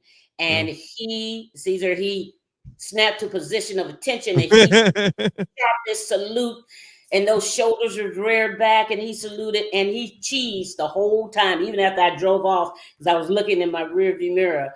And that to me was the best feeling of showing and inspiring and motivating someone of the possibilities of what can be. Because so my perception of, you know, when you get to the, you know, 06 and above, you know, in my young career, I wanted to say that, like, you know what, they've been through some stuff. They've dealt with, you know, as you mentioned, not very organized leaders, not very good leaders. They've had, you know, and that have shaped them to where they're at right there. They would not be chosen to be the rank they are if they didn't offer anything, right? I agree. I think for someone to actually take notice, like this is a dumb story for me, but it made me feel good. I think I was just out of boot camp, and it was my active duty time was in the Navy. Out of boot camp, I was in A school in Pensacola, and I'm walking. I think I was walking to Chow. I don't remember. I think it was Chow, and there was a colonel that was actually coming, and I saluted him, and I ended up leaving. He said, "Hey, sir, good afternoon," whatever it was, and then behind him was a chief, a master chief, which is an E9 in the. He said, "Sailor, stop, or I think it was an airman because I was in air." I don't remember what he called him, but he's like, "Hey, sailor, stop right there." It was like, "Yes, Master Chief." He says, "That's a pretty damn snap good salute you got there." He's like, "Just keep it up. Make sure you do that." I was like, it didn't phase me at that point. I'm like, I'm just doing what I'm supposed to be doing. I mean, I'm not gonna not salute the man, And he's like, "Nope, he's gonna do it." And I didn't think about it, and so I was eating inside. I was like, "Wait, did I do it right? Did I do something right? Is that why he's trying to tell me something right?" Didn't phase me. It was just dumb. I'm like, I didn't think about it at that point. But my point is that yes, you're right. And then from that point on, I was like, you know what? I was proud of the way I saluted. I was proud of how snapped to attention. You're right. It just gives you a different sense of like somebody did notice the hard work that you put in. How many times you can attest to this. How many times you sit in front of a mirror and pull the absolute boom, every time. That's right. Make sure that it's right there, right underneath, where That's where you exactly see in the corner. That thumb is there. Yep. Exactly. You're not no, it's not like the like you bend your head, or as like I've told my family many times. Yeah. No, don't do that. Because it bothers me to no end when they salute and I'm watching the movie and they salute like this. Yeah. Oh my God, it drives me crazy. Yeah. Right? Drives me crazy. Or or you have the ones that are like the pilots, they would you do this one instead. I'm like, sir, it's like 90 degrees, let me correct you, sir. Like, they're like, nope, they're like this. I was like, oh, it just drives me nuts. Here's the thing is that small act of him being approachable made a difference for you to see yourself differently, but to also hopefully it seeded something in you to recognize even the small things of people and how recognizing those small things can make a tremendous impact, because you're now years later you still remember that impact. Right. And that was the thing for me. I was known as the unorthodox general officer because I would go in a room, of course, they're going to stand because of my rank. And I would see a group of young soldiers in a corner that nobody's paying attention to. All the seniors, they yipping and they yapping. And I would go, the seniors would expect me to go and come over to them to talk. Mm-hmm. I would do a beeline as they were coming toward me to try to talk to me. I go beeline to the junior NCOs. And we'd have great conversation and talk about great things. They're your greatest ally or your worst nightmare. And those are the ones that covered my six. That's right. That's right, because they're trying to get promoted too. Of course. Right. Yeah. Right. So if there's any advice that you have for, I know we're talking military, but for any emerging leader, like you said, be a frontline supervisor or even a senior manager, what is the biggest piece of advice you could give somebody? Oh, wow. That's a very, very deep question. I would say, yeah, it's really loaded, but I can handle it. Well, you're an author. Things outside the box. This is what you preach, and I'm there you go. You sold. Dare to lead differently, right? That's right. That's right. Well, if you read in the book, I talked about having a P3 mentality. I coined that phrase. And to me, any leader has to have a P3 mentality. They have to be able to be persistent to go after their goals and to stay focused on what is important and what they need to do in order to bring along not just themselves, but those behind, to the sides, with them forward. So having persistence, they have to be able to persevere. So not every day is going to be sunshine being a leader. Then it will be kind of boring. Mm-hmm. There are challenges that we're going to have that we need to be mindful of. but we also have to build those resilient muscles to be able to persist when you get inadequate leaders, when you get wrongly accused, when you get someone who does not see the value you bring to the organization, having the fortitude to know yourself that you bring value and what you do for the organization. So perseverance. And then we have to, the hardest thing, we can be persistent, we can persevere, but it's hard as heck to have patience with the process. And in having patience with the process allows you to be observant and learn those things that you need to learn along the way to make you stronger on the other side of it, to then be able to share your stories, to be able to help some other leader be able to see that they will make it, but there's lessons and growth that they need to do in order to get to the other end. And all of that in that P3 mentality is cultivating your self-awareness. You cultivate your self-awareness about who you are as a leader. You will understand, back to what I shared earlier, what your leadership DNA is, which will then allow you to increase your leadership currency within the organization, whereby increasing your influence and the ability to uplift and help the organization and leaders succeed and be more competitive in the marketplace. That is sound advice, and thank you for sharing that, because as you were talking, I was writing down, and my chicken scratch is pretty bad. I feel like I'm a doctor. I feel like I'm a doctor all of a sudden, but anyway, no, it's great. And the reason I'm again, in like, you reminding me of the things that I was listening to, because sometimes so I don't know if it's just me or this you, but I'm listening to an audiobook on the way to work, and my mind wanders or strays away from things, and sometimes you kind of forget what you're listening to, and you start putting yourself in situations where I'm like, oh, I could have done that better, right? Or I could have handled this differently. And so like I stop. So that's why I go back and forth rereading the book, because every time I hear something different, or I miss something, and I start thinking of a situation that that happened in my leadership style in throughout my career, that I'm like, oh, you know what, that probably could have been differently, or this conversation could have gone differently. And then I'm like, oh, I got to go back. And now what chapter am I on? I got to go back to this chapter so I could redo it, But I just find myself in doing that. That's why I keep writing these notes. It's like, okay, that's great. But I've never thought that the third piece, and probably the most important piece to your P3 mentality, is patience. And again, I think that may go into also being the empathetic leader, because they have to have patience. Because a lot of times, I don't know if a lot of us that especially combat veterans lack two things, and I can attest to this. I lack patience, and I have a very short fuse, meaning that like I can go from 0 to 60 in about 2 seconds. And if I'm in a bad mood, especially, that 2 seconds is probably like two milliseconds, which is a hell of a lot quicker than 2 seconds.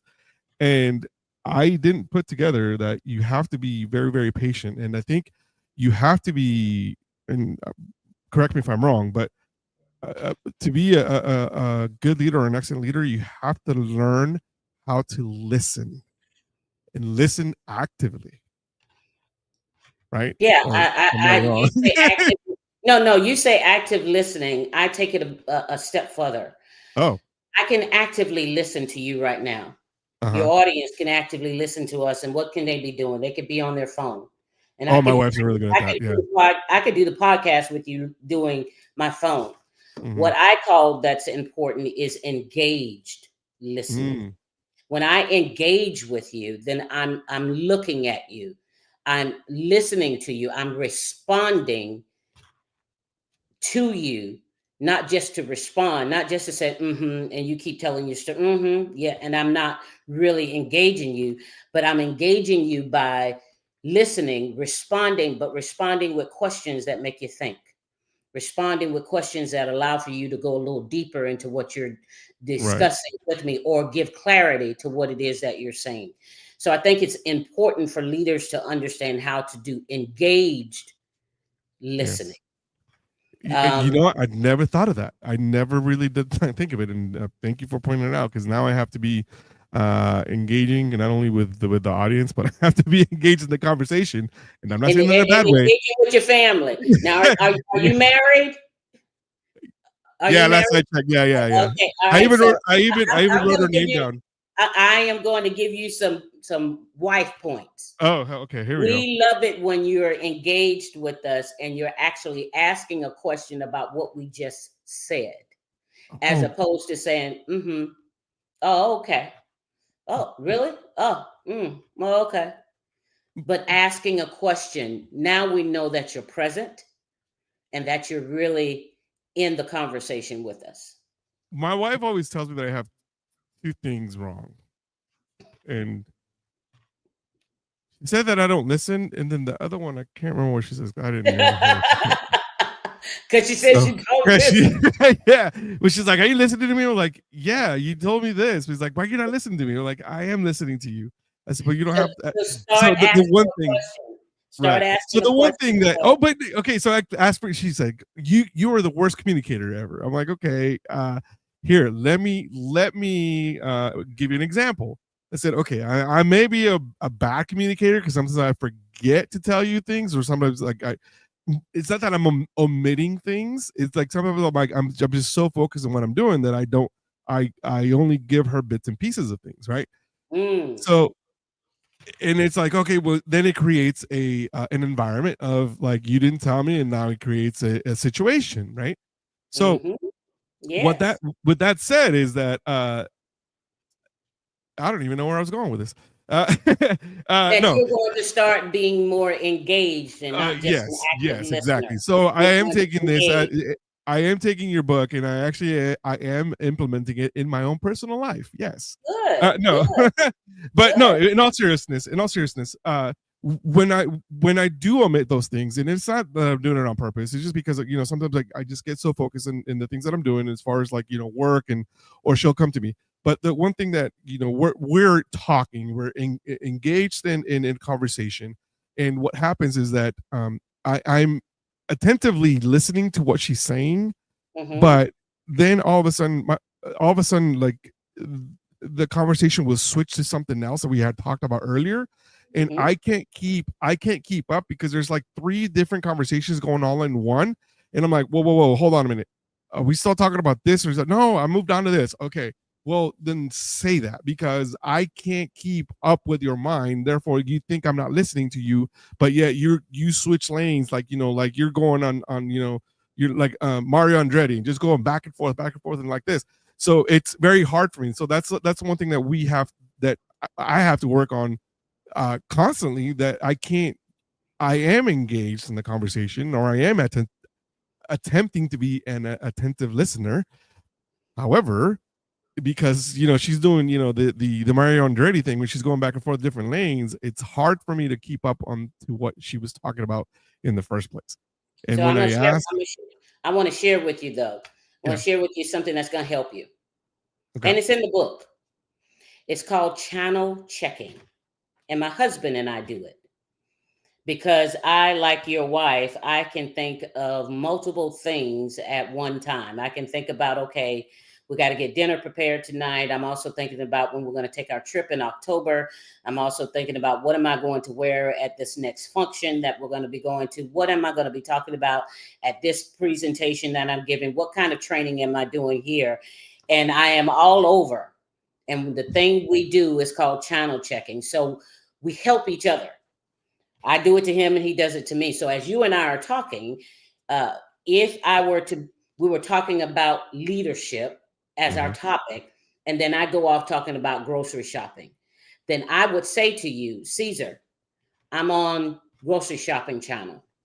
And when I say that, it shifts your thought that, okay, we're no longer on leadership. We're now on grocery shopping.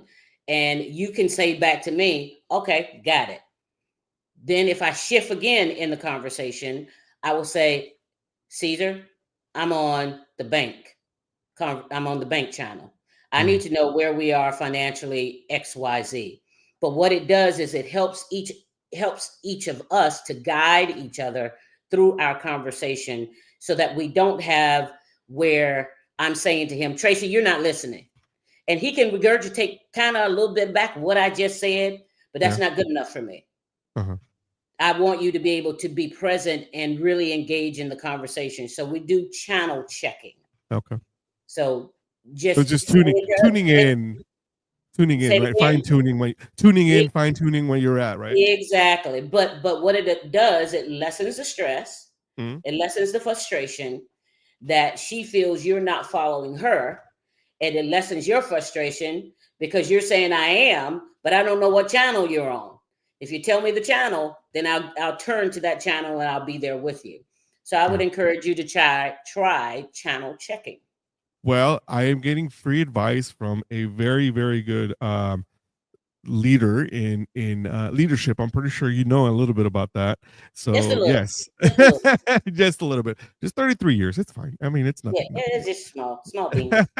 Exactly. So, all right. So we've come to a time of the show that I need to take a quick break, and I want to share with you a video that a friend of mine. Her name is Bailey Vaughn. She is a local news anchor here in my area. For KTEN News, NBC and ABC, and she did a piece on one of my VFW Post members, and it's a great little story that she highlighted a gunnery sergeant, a 96-year-old veteran by the name of Jim Hahn, who is obviously retired from the U.S. Marines. He is a 3-war veteran, World War II, Korea, and Vietnam, and he was part of the Frozen Chosen, and since he is alive, he's part of the chosen few. And this is one of the battles, one of the conflicts that the Marine Corps remembers a lot, and it's one of their better known conflicts they had in the Korean War. So I want to share that with you. And when I come back, I am going to ask you a few questions about this. I didn't tell you it was going to be a to learn, and I will ask you. I'm going to tailor some of those questions afterwards in how they are as far as leadership. What could have gone differently, and what may have happened from a leader's perspective. So I want to ask you those. So when we come back, we're going to keep talking to Brigadier General retired Twanda Young, who is also the CEO of LT3 Leads. She has a school of leadership. And I will share that that information with you as well. I will share that her website as well. But you are listening to the Battle Rhythm podcast here on Voice of the People USA Radio and TV Network, BUC Digital, and also on Patriot Radio out of Florida. So thank you, Matt, Lucy, for allowing us to come in through your space for that. And when we come back, we're going to come back with the general, and we're going to be asking her questions about Gunny Hahn. So again, stick around. We'll be right back. Please enjoy this little short video. Again, the credit goes to my friend Bailey Vaughn from KTEN News. So stick around. We'll be right back. As he approaches his 96th birthday, Jim Hahn still remembers intimate details about his time serving as a Marine in World War II, the Korean War, and the Vietnam War. And he also remembers how it all started. Mother wasn't going to sign. I told her, I said, if you don't sign this, I'll lie about my age. And she signed.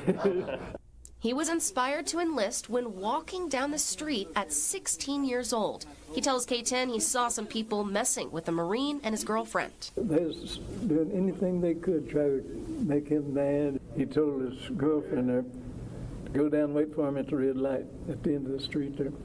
He turned around and whipped all 4 of those guys. A year later, he was off to San Diego for basic training. Hahn joined the occupation force in both China and Japan during World War II, which marks the only time in the history of Japan that it has been occupied by a foreign power. A bitter time these days, though. Gunnery Sergeant Hahn holds tight to the sweeter moments. It's going into Japan, into town. I seen all these little kids running around there, and they look like they're hungry and everything else. So I started in getting candy from our PX and taking it in there and giving it to the little kids. It got to where whenever I'd come inside the city limits, man, here come all these kids. What he didn't realize at the time, Candy would one day become his lifeline. In November of 1950, just a few months after the Korean War began, 8,000 fighters, mostly Marines, were trapped in the Chonjin Reservoir, surrounded by 120,000 Chinese soldiers. And you guessed it, Sergeant Han was one of those Marines. If somebody told me this, I'd have thought of him as being a liar, because I did not think that it would get 90 degrees below zero. I seen guys just walking along, and all of a sudden I could stop walking, and they just did.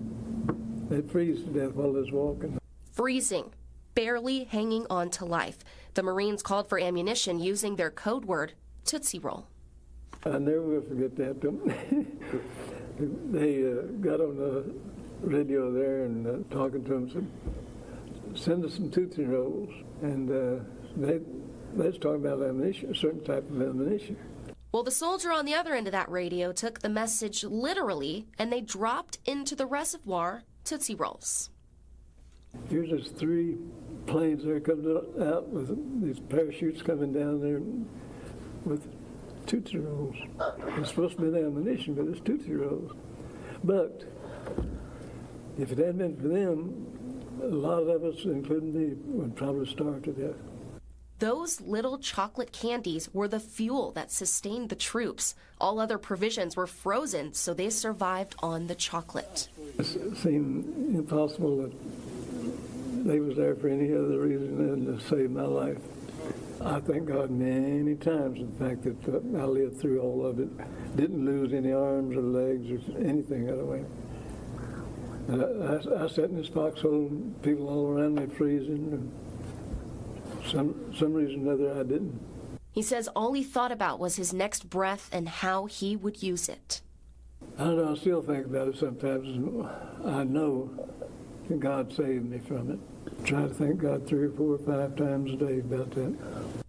Decades later, Sergeant Han literally holds on to that memory with a bucket of Tootsie Rolls made specifically for him with American flags after the company heard his story. Those Marines that made it out are now revered as the heroes of the Frozen Chosen. But this one calls Texoma home, and he chooses to spend his time right here in the Sherman VFW. I feel like they're brothers. This, to me, is part of the military. As this veteran reflects on a life of service most would never know, Han would do every second of it again. The few, the proud, the Marines.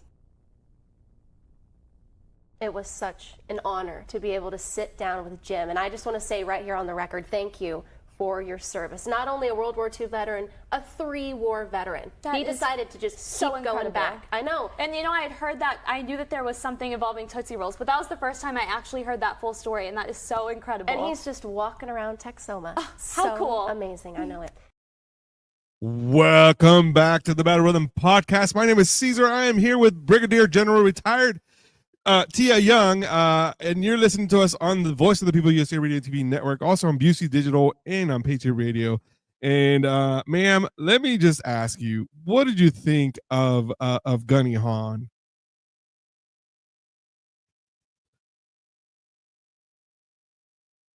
It would help if I come off of mute, right? Yeah. I was still thinking about what you just showed. That was just amazing. To give of yourself, you know, to say you were going to lie about your age in order to serve your country. Right.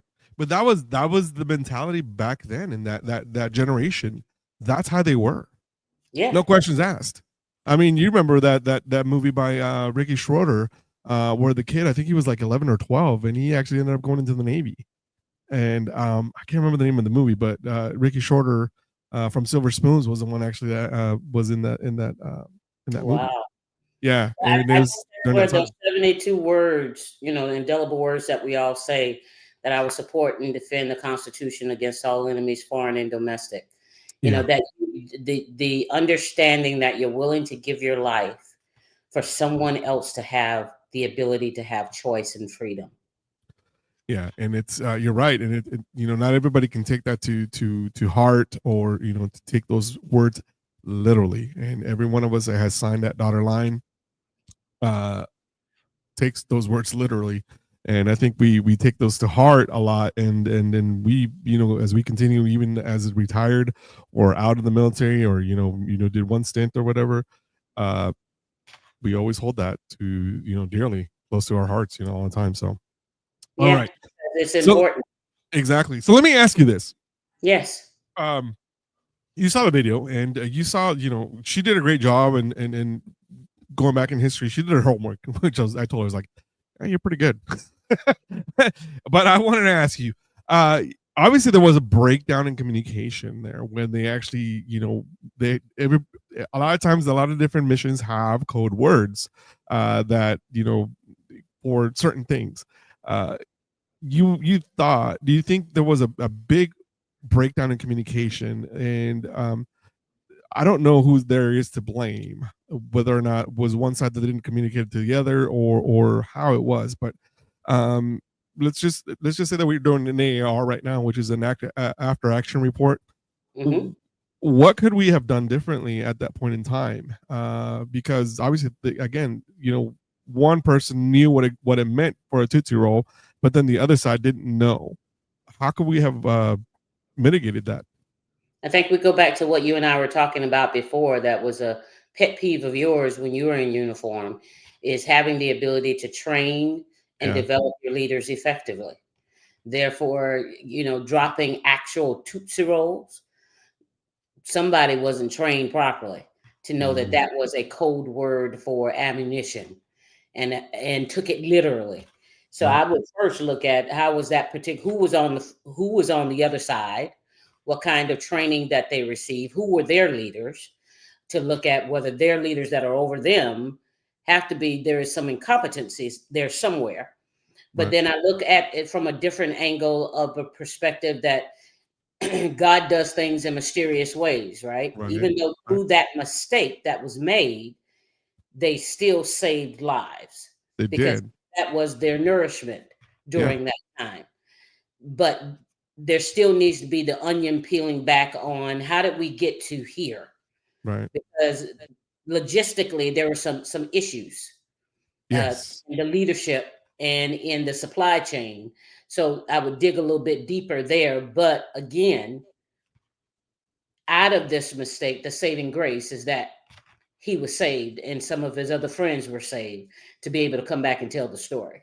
Yeah, and one thing that she didn't mention is that, and this is what Gunny Hahn told me, Mr. Hahn told me, he says, we would take those little, and my daughter usually has some. I don't have any in my office, but they would take those and they would heat them up just enough to where they actually put them in the holes where the bullets would go, like the bullet holes, for them to actually, for the wind not to come in where they were at. And they would harden very quickly because it was negative 90. Yeah. And so they just found enough so that the wind wouldn't come in, and it was crazy. That's one thing that she didn't mention, but Mr. Hahn, and he's like, wow, I didn't realize, how much it was. And he's a spry 97-year-old right now. He's walking around, he still runs. He's like, oh, I'm doing good. Obviously now, his health is still good, but you can definitely see some signs of aging, as far as like, he'll repeat certain things, or he'll do certain things. It just comes with age, right? But he's still very sharp. Don't get me wrong, he's still very sharp and everything. And it's just really fun to see him and talk to him. And he brightens up so much about when he talks about it. He wears that uniform proudly all the time. Anywhere he can, he'll always wear it. As he should. Right. The beautiful thing that I saw in that is never forgetting the fallen, right? When he talked about being in the foxhole and others being in there with him, and by the grace of God, he was spared, and others were not, unfortunately. But to know that, I think by telling his story, let me say it this way, by telling his story allows for those who have not served to peek behind the veil, and to be able to see there are true sacrifices that are being made that come close to home when we go to combat. I mean, war is not a pretty thing.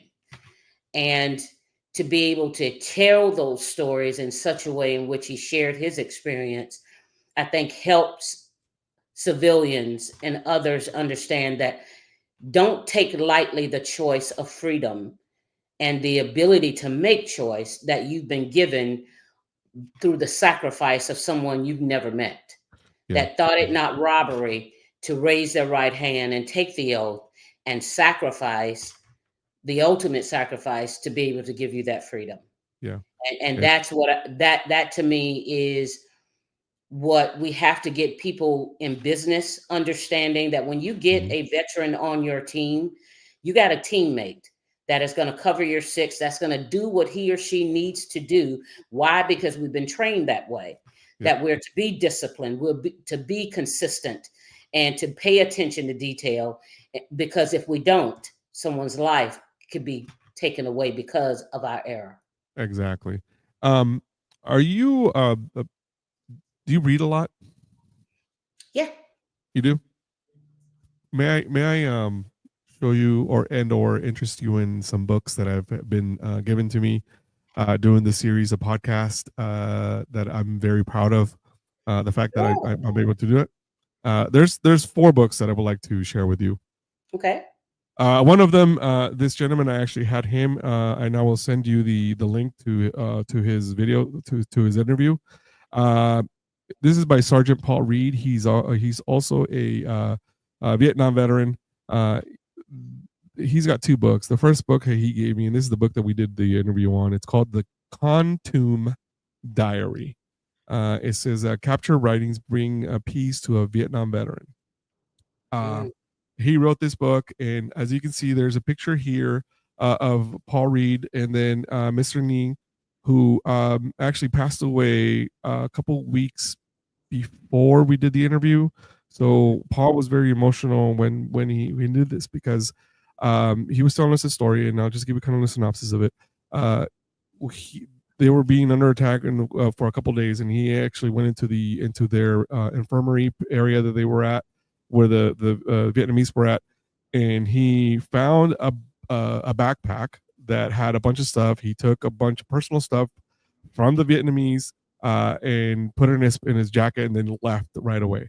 I don't know if that was, it was supposed to do that. Maybe that's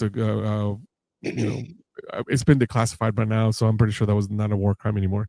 But he took it and sent it home on a chopper, and then got home and didn't know about it, completely forgot about it. 30 years later, he is struggling with homelessness, lost his job, got divorced, and going through, at that point they didn't know that we had PTSD, so he had shell shock. So he was going through all that stuff. So when he did, he ended up homeless, and he went back into his mom's house, and he had a picture of a man, and he started writing this book. But his mom, they're sitting at dinner table one night, and she said, "Hey, you know what? You sent me something, and I have a box, and I haven't opened it."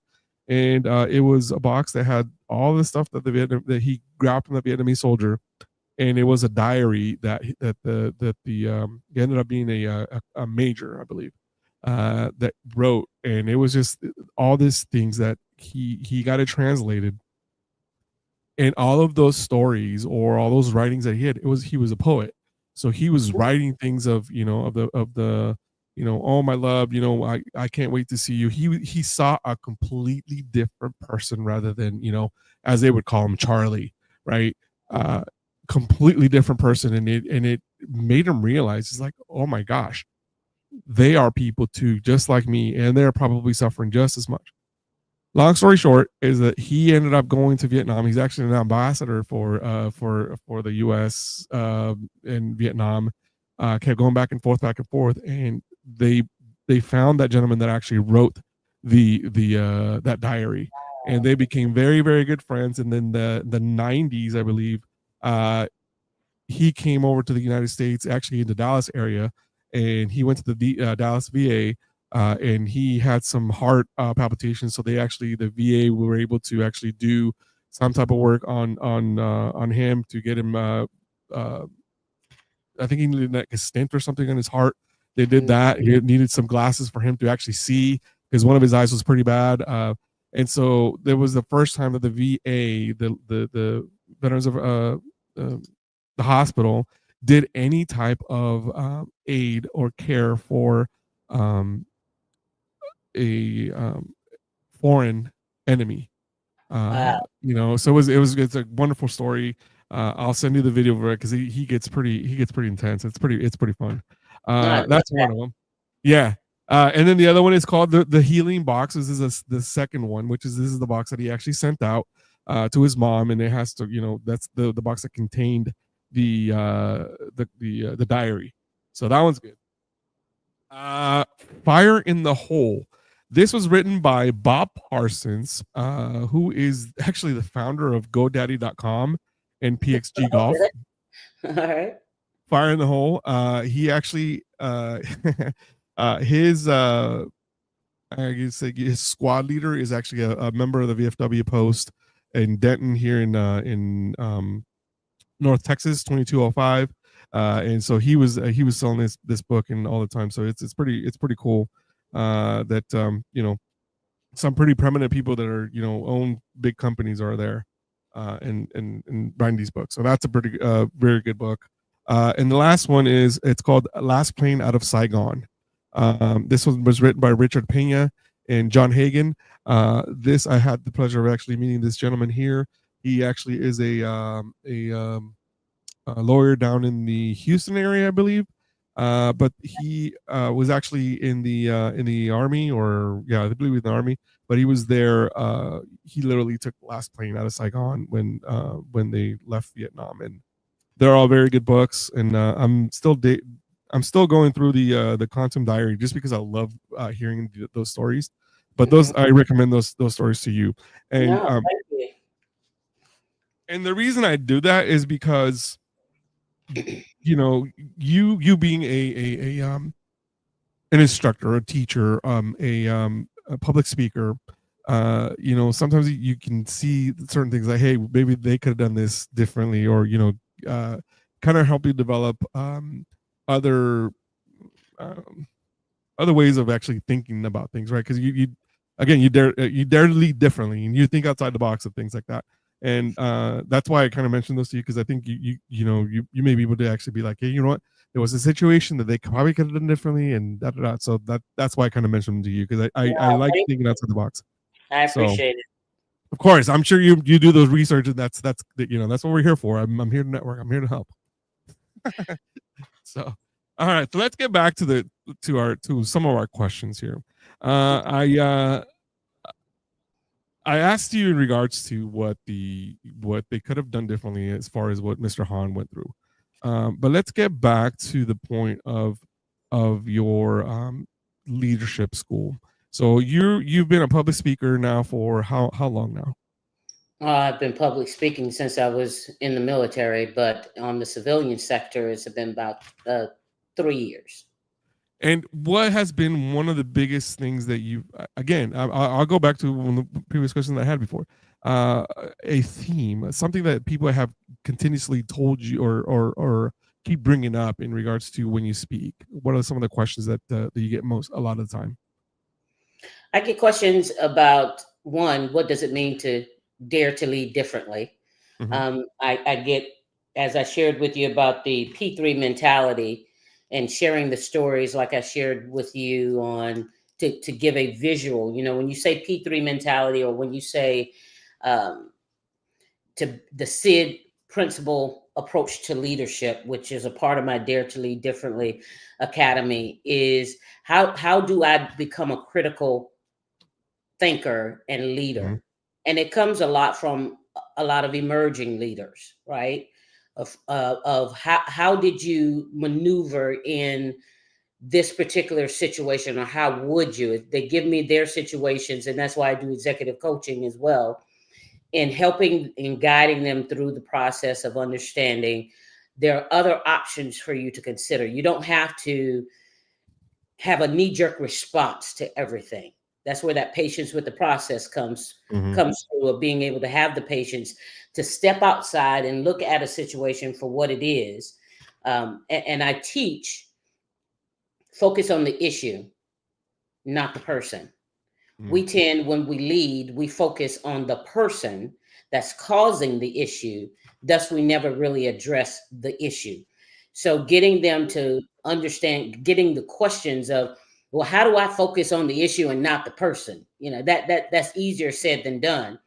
It's looking at the facts of what the issue is brought to you and what it is. I get the questions of, okay, so as you've been leading for, they make me feel like I'm Bethuzel, for so long. I don't have all the answers. And that's one of the things that, so you've been leading for this long, you must have all the answers. And my response is no. And that's the beauty about leadership, is no leader has all the answers. That's why we have a team. That's why we have people that are on our team that are experts or specialists in certain areas to help us make better informed decisions for the organization and for the team. I always used to tell my soldiers, I said, look, I'm a general list. I'm a general, but I'm a general list. That's why I have a staff that is experts in human resources, logistics, in transportation, whatever it is, combat support, whatever is needed for you to take what you have, the value you bring to the team, to help me be able to make an informative decision that is going to help us meet our mission or exceed our mission. So those kinds of questions that I get from emerging leaders, senior leaders tend to ask me, excuse me, being the leader that you are, and to your point of, you've seen a lot of things, you've gone through a lot of things. How would you say you get better every day? And my question is to learn something new every day. I don't care what it is. It doesn't even have to be in the line of your area of expertise. But if you don't learn something, if you don't elevate yourself every day, then you create what is called a leadership lid in your organization.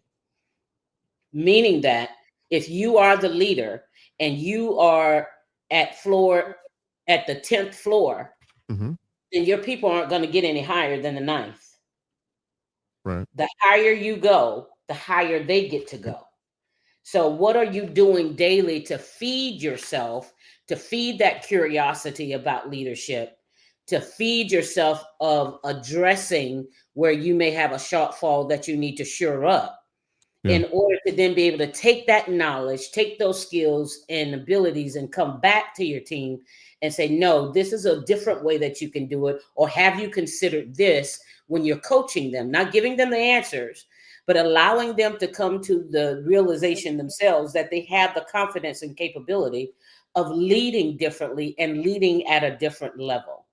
So those are the kinds of conversations after, when I've done a motivational speaking, or when I'm teaching about leadership DNA, or your leadership currency, or emotion mapping, all of those things that I teach about. One of the theme is, how do I get better? And we get better by putting in the reps and putting in the work. Right. Let me ask you this. What advice do you have for someone that that is losing motivation in their daily job? Do you feel, or do you think that if somebody's losing motivation is because they're lacking the mentorship or the leadership in their job, or are they is it something personal that they can't get over? What has been your observation on something like that? It's been more so a plethora of things, right? It's not just one thing. There's a lot of variables. It is the leadership in which you're under, the environment that you're in, your own focus on understanding what you're doing. Is that bringing you happiness and value? Yeah. And we get motivated off of things that make us happy, that we see that there's an impact, there's a change, there's a transformation that is happening by virtue of us doing X, whatever that is. Right. If I'm going to be a janitor, I'm going to be the best janitor I can.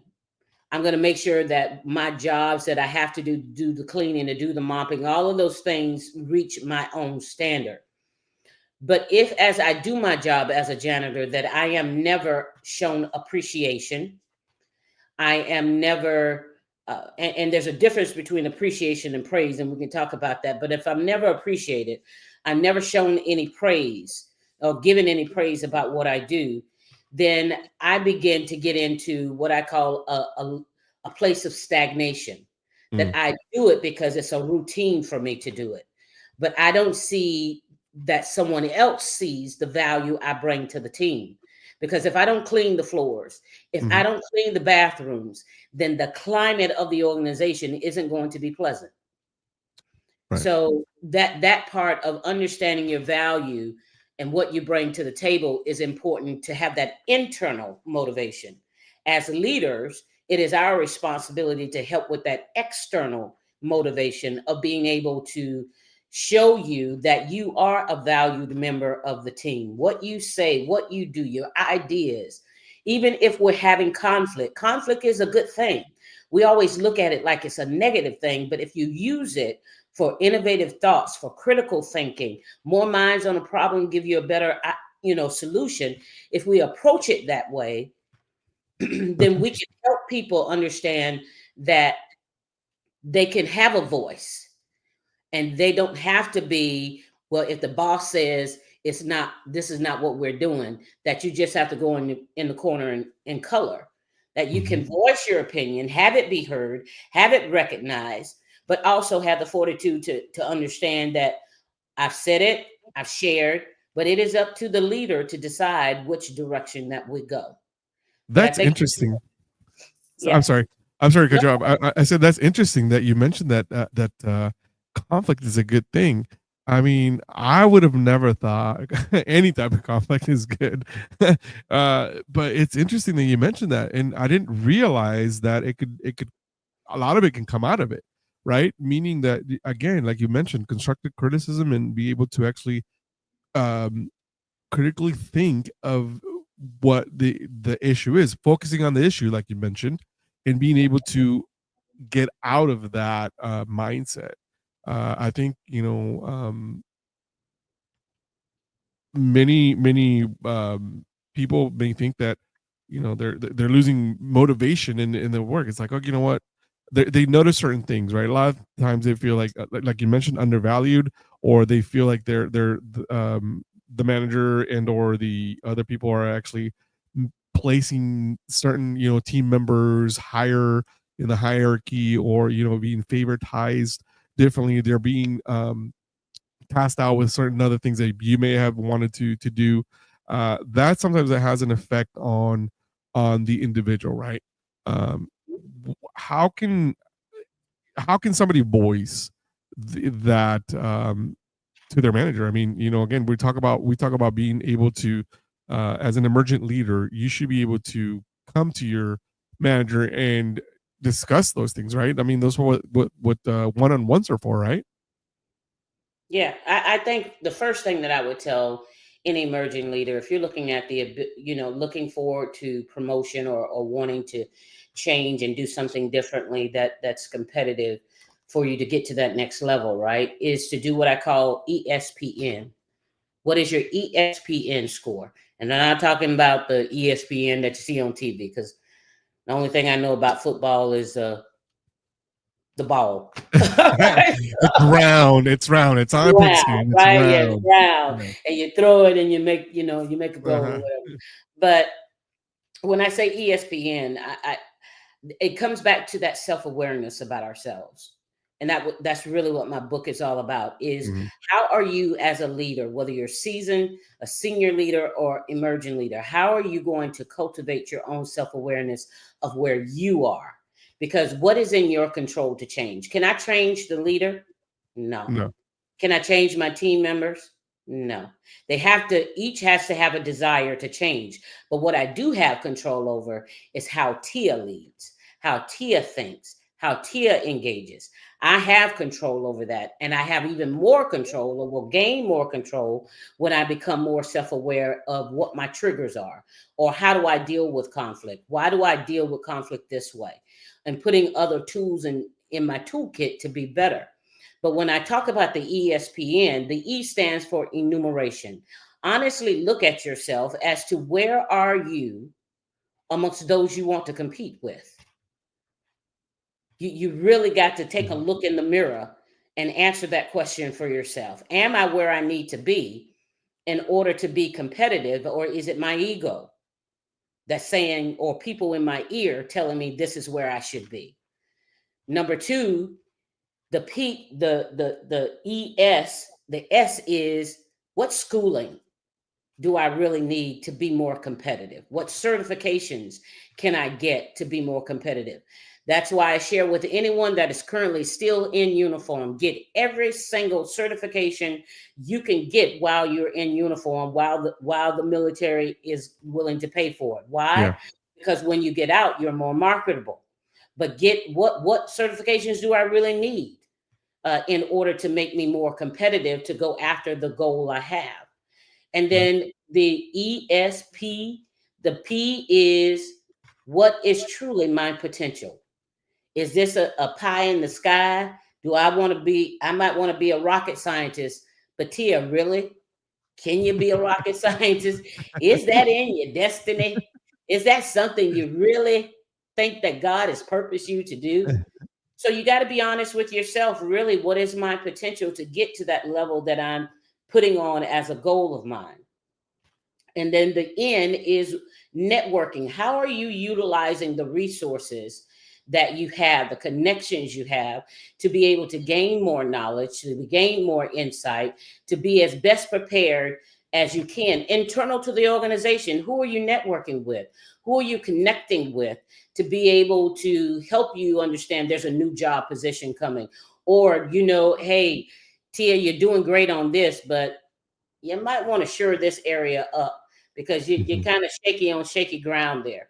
So check out what is your ESPN score, enumeration, your schooling you need, your true potential, and your networking, internal and external to the organization, to get you to where you want to be. Now, once you've honestly come to terms with what that is, now you can build a plan on how do I get to where I want to be. And it's a plan where you then ask yourself these questions. What is my goal? Why is it my goal? How do I plan to obtain that goal? And what is the value that this goal is going to bring for me and the organization that I'm a part of? Or in my own personal life, what is it going to do for my family or for organization, civic organization I may be a part of? Because as you plan that out, you will see where the pitfalls and gaps are that you need to shore up in order to make you a viable person of going to that next level or getting that next opportunity. But if you never do the self look in the mirror, then it's just a pie in the sky, and you're listening to everything that everybody's putting in your ears. But the reality is you haven't put in any work.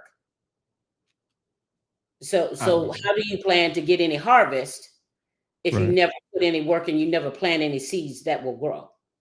And this, ladies and gentlemen, these are Tia's golden nuggets that she's dropping for us. these are awesome because I'm actually I'm not that I'm not engaged with you. I'm taking notes and just taking in what you're saying, because these are great. I mean, not everybody's has the opportunity to speak to a senior leader that has been in that in world situations where you've had to make those decisions at that point in time. But all these little things that you're speaking of, it's like we know of, but sometimes we don't really realize what we're supposed to think, right? Or how we're supposed to implement them. So these are like really good nuggets for me. I'm seriously taking notes, and again, I'm gonna listen to the book again tomorrow on the way to work. This is great. This is great. So I'm gonna ask you. I'm just gonna be flat out with you right now. All right, go for it. I would love for you to be one of my mentors. And I say this because as I'm listening to you, I have a lot of things going on back here on my side. Not only am I doing the production of it, everything, but also I'm keeping in constant communication with some of my other mentors, and I'll tell you why. I mentioned to you about being WFW in the VFW.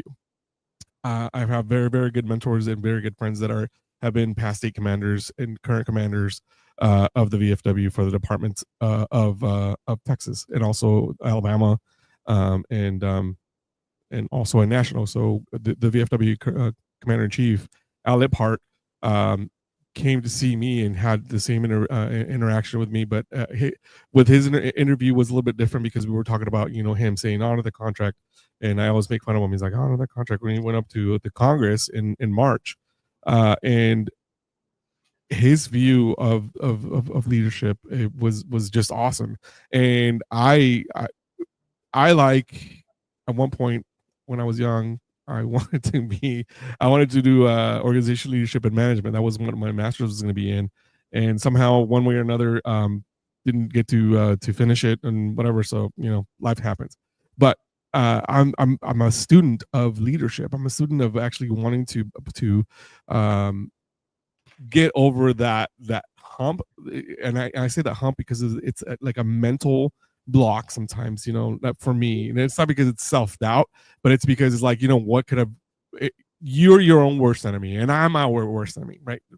The mind is where I can't get to like that next level of like, what, Caesar, shut up and listen, or do this because you're like, I'm so stubborn about my ways, like, no, I think it's gonna be great, and and it ends up being the completely different way. But I would love for you to be my mentor, where I could be like, oh, you know what? I have a question about this. Well, how would you handle the situation? I know exactly how to, I know you're not going to give me the answer to do it, but hey, think about this. Just like you mentioned, these 4 questions about, what value you're going to bring, what, those type of things. I'm like, these are great. And if anybody that's going to be in a leadership position at any point in time, this is exactly what you need to be learning. This is like what you need to live, and then these not only do they apply professionally, but also in the personal life, like we were talking about earlier, with the channel checking, just perfect. But yes, I would be honored if you would be a mentor of mine, because I feel that this is, I connected with you very in a different way, and not everybody gets a chance to actually speak to an author that actually knows and preaches and walks the walk, talk the talk about what they're actually selling and talking about, and being award-winning author, award-winning leader. Yeah, I would be more than honored if you would be one of my mentors. I would be honored to be.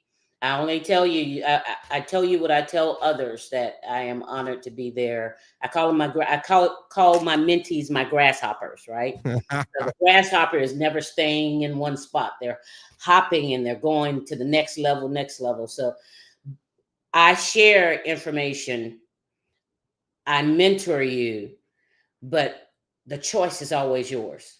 Right. So you take what I share, you chew on it, you digest what you can, what's not relevant, you spit it out, and you keep moving on to help you go forward toward whatever that goal is. And I would say to your audience, as you just shared, you shared an important point without probably even knowing it, is that you mentioned you had other mentors.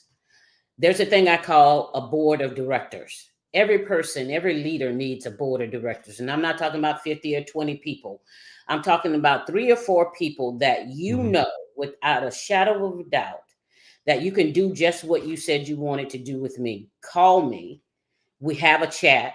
We talk about what it is. You want to run it, speak it out into existence, hear it for yourself, get sage insight, or get questions that are going to be thought-provoking for you to think this thing out, but also someone that's going to call you your BS when it's BS. Yeah, that is the most important part of it. I think that's because, you know what I mean? Like, extremely important. So and I have a board of directors. I have those, I can count them on my hand, that I can call them, or I can talk to them, my husband being one of them, that's going to tell me first, hey, Tia, you need to check yourself first. You need to look in the mirror first for yourself. And those kinds of people then help you reach the aspirations you have. They challenge you to think differently, but they challenge you to think more strategically, to be more strategically focused. My job as a mentor is to make sure you're more strategically focused, you're more intentional about the value of what you're wanting to bring, and you're decisive and disciplined in making more and better informed decisions for going after your goals. So if that's what you're looking for, sign me up. Oh, I'm just honored. I don't even know what to say. I am lost words, and it's very hard for me to be at a loss of words because I'm a chatty Cathy a lot of the times, and I ramble a lot, and I think that's just my ADHD, and also because I was having one of these Alanis. I don't know if this is sure. Yeah, you're good. You're good. Yeah. So, but no, it's awesome, and I'm very thankful that you've agreed to do that, because I just, I'm always humbled, and I'm always learning. I want to learn more about, not only like you said, self-reflection, and be able to better myself, to be a better be a better mentor to younger my own kids, or my own even my own personal relationships. So that's great. So now I'm going to ask you some tough questions. And you haven't asked me tough questions yet. No. With that, I'm going to ask you these questions. This is going to lead us into our next segment. It's called Rapid Fire Questions. Rapid Fire Questions brought to you by EGA Construction Services out of the Dallas-Fort Worth area. It is veteran-owned and operated with over 25 years of experience.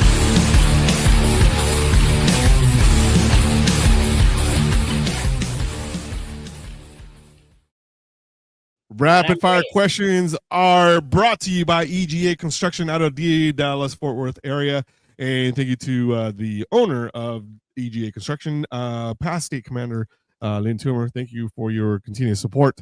And what I'm going to go ahead and ask you this is, you've obviously had 33 years in the military.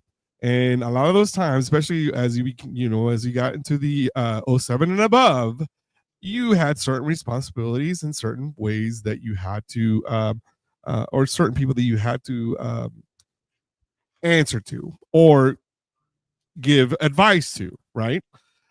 So one of the questions I wanted to ask you is, and the way that these work is that you have to give me your answer as quick as you can. You can't think about it. You can't debate. You can't do it. It's just boom. You just have to give it to me. All right. Okay. All right. You're on the record. All right. Who was your favorite commander-in-chief? Oh, Barack Obama. What did you happen to meet him? Never. Okay. What is it about his leadership style that you actually liked? I loved his oratory, his ability to communicate, and I love the character and how he carried himself, which is important to me, and it's important for leaders to be able to have their character showcase, meet, and be in the room before they get in the room. When you heard his name, for me, everybody else may be different, but for me, it brought about respect. It was a name I respect. And that for me, when you hear Brigadier General retired Twanda Young, my hope and my goal is that you say, oh, she's hard but fair. She's someone that is a keeper of her word. She will take care of her people. She's a strategic thinker. But more importantly, she's all about adding value to the lives of others. Who, besides your husband, who is the one you can't take away an answer. No. You already mentioned him, that he's on your board of directors. That's besides your husband, who is the other person, that one other person that you can literally rely on and ask that question? They're going to be completely honest with you without tippy-toeing or sugarcoating anything. My sister, Master Sergeant retired Elizabeth McNair. Hey, you got to have it listed there somewhere. Good job. No, she is. She doesn't sugarcoat. Believe me, she doesn't sugarcoat. Yeah, and I'm sure she'll be like, "I ain't saluting you. No way." Oh, let me tell you, when I got promoted to second lieutenant, yes, ma'am. You get the coin from your first NCO that salutes you. You give them a silver dollar, and I wanted it to be her, and I had to beg her to salute me. I actually had to tell my mom that Bunchy and I call her Bunchy as a nickname, but she won't salute me. Tell her to salute me, Mom. And my mom had to tell her, salute your sister so she's not going to, so don't make her cry. So she saluted me and said, give me my coin. Yeah. Just a little funny story. Yeah. Are you the youngest, the oldest? I'm the youngest of 7. Okay. I'm sorry. I'm laughing because it's like, Mom. And I really was. I was loud. That's funny. No, they have 3 or 2 other siblings that have been in the military. Were you able to learn anything from them that you implemented into your own leadership style? Oh, yes. Many things. Yeah, many things. One, most importantly, how to treat people. Okay. And understanding, and that's why you'll hear me harp so much on back to when you said you're rearing, your beginnings shape your future, right? And where you currently are. And my brother and my sister have always taught me, the NCOs are the backbone of the Army. They don't get as much recognition as others. They don't get the pay you get, but they have to answer and take what you're sharing with them, as long as it's not illegal, immoral, unethical. And that stayed with me, and they've always kept me humble. When I first got to my first duty station at Fort Jackson, my brother was an E5. He came in at that time to see me in my unit. So when I walked into the office, he had to snap to the position of attention, which I really, really loved. And then when I got into my office, and closed the door, and walked around to my desk, I expected, for him to be at parade rest, attention to him to go parade rest. Of course, he pushes me aside, comes around on my desk, puts his feet up on my desk. Again, I tell my mom, Dennis won't let me be in charge. Tell him to get his feet off my desk. And my mom says, don't make your sister cry. Let her be in charge. Yeah. I think at that point, that was just in my career. I think at that point is just sibling rivalry, other than anything else. I agree. But it taught me, be humble. Be humble. Yeah, that's funny. Now I would give him a coin for that one. I would. He would take it. I would, just because it's like, okay, who gets the opportunity to actually do that? You know what I mean? Like, you're like, oh no, you know what, General, that's fine. Guess what? I'm gonna put my feet up on your desk. Yeah. I mean, the nerve of this guy. It's funny. I say that you didn't joke away. I'm sure he didn't mean it like that. I think he just. Oh yes, he did. Yes, he did. If you knew my brother, he did. That's right. All right. So, out of your 33 years, what is the one thing that you regret doing the most, that you wish you could have had a do-over? When I was an inadequate leader, stuck on perfectionism, the way I treated my team. I wish I could have a do-over, because how I led was piss poor, and they had to endure it until I came to the reality that I didn't come. I was brought to reality by my senior leader of how inadequate my leadership was, and the rippling effect of my decisions, and to see the people that depended upon me, that trusted me,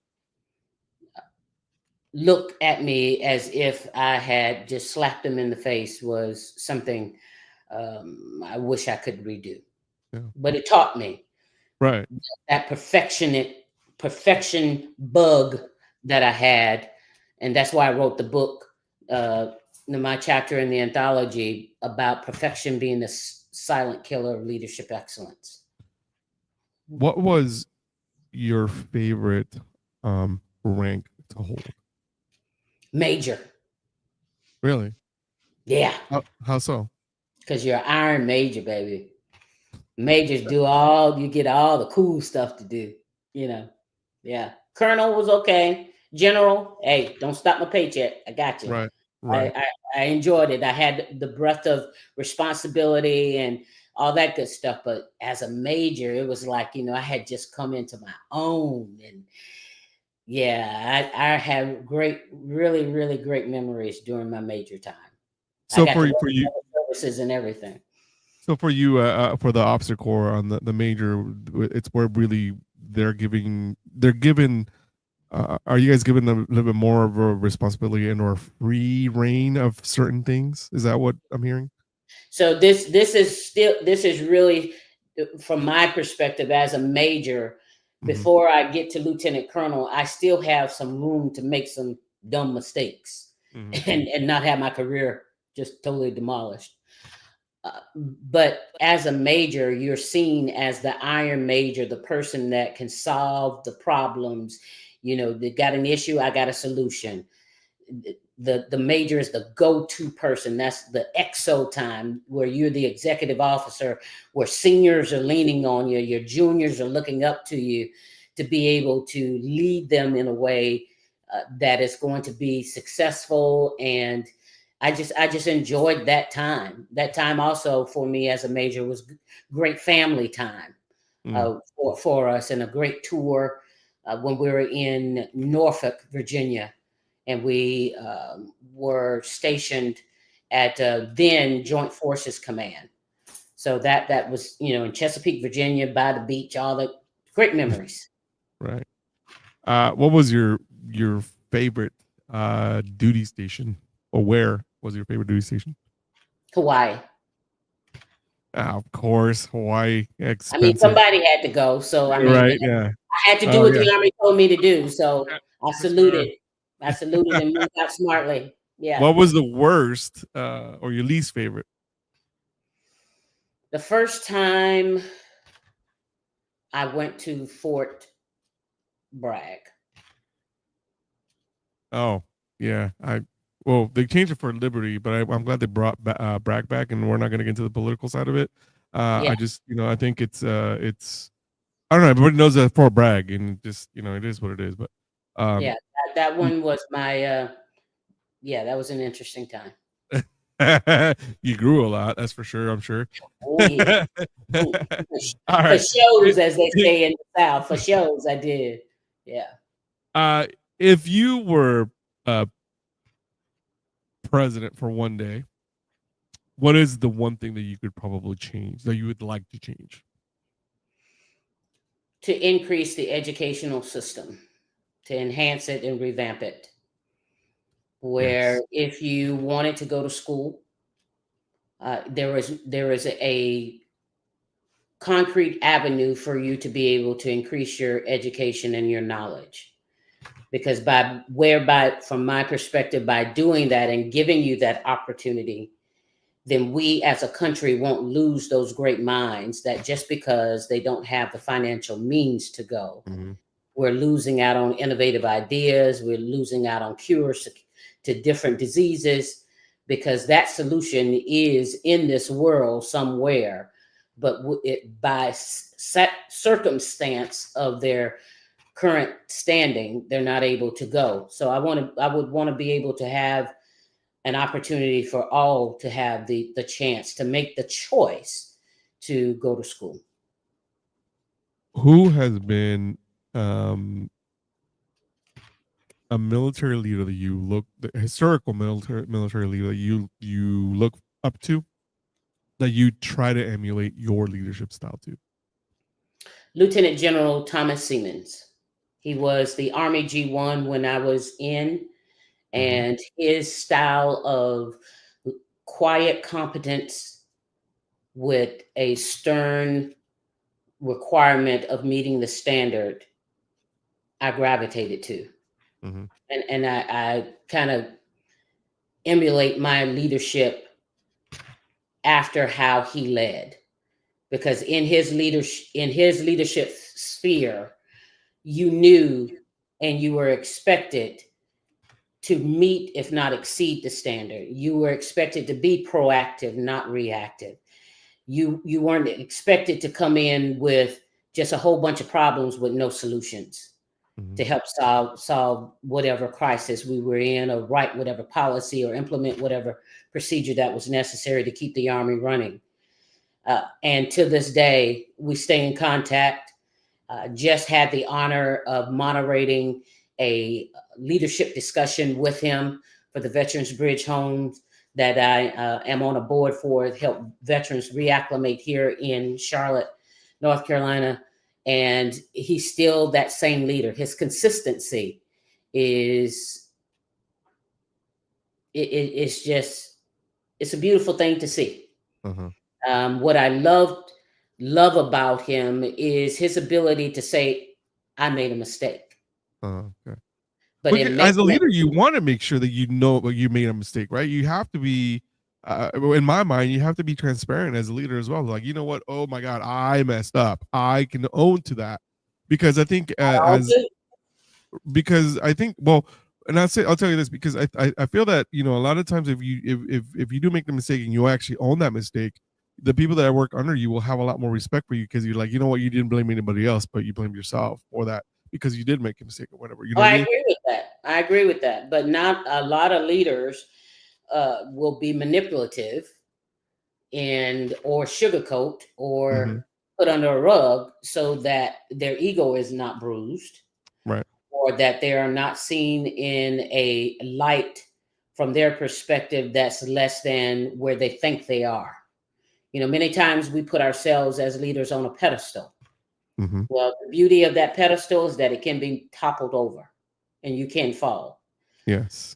But I think the saving grace is when you fall is back to what you said, being able to share. I don't know how many times I've shared with my team, hey, that decision I made it without being truly informed. Although I had the time to make it, I just made a knee-jerk response. And because I made that response, you're having to redo these reports. You're having to do X, Y, Z, whatever that is. Right. And I agree, yes, it builds a team, but it can also break a team if I am constantly making mistakes. Right.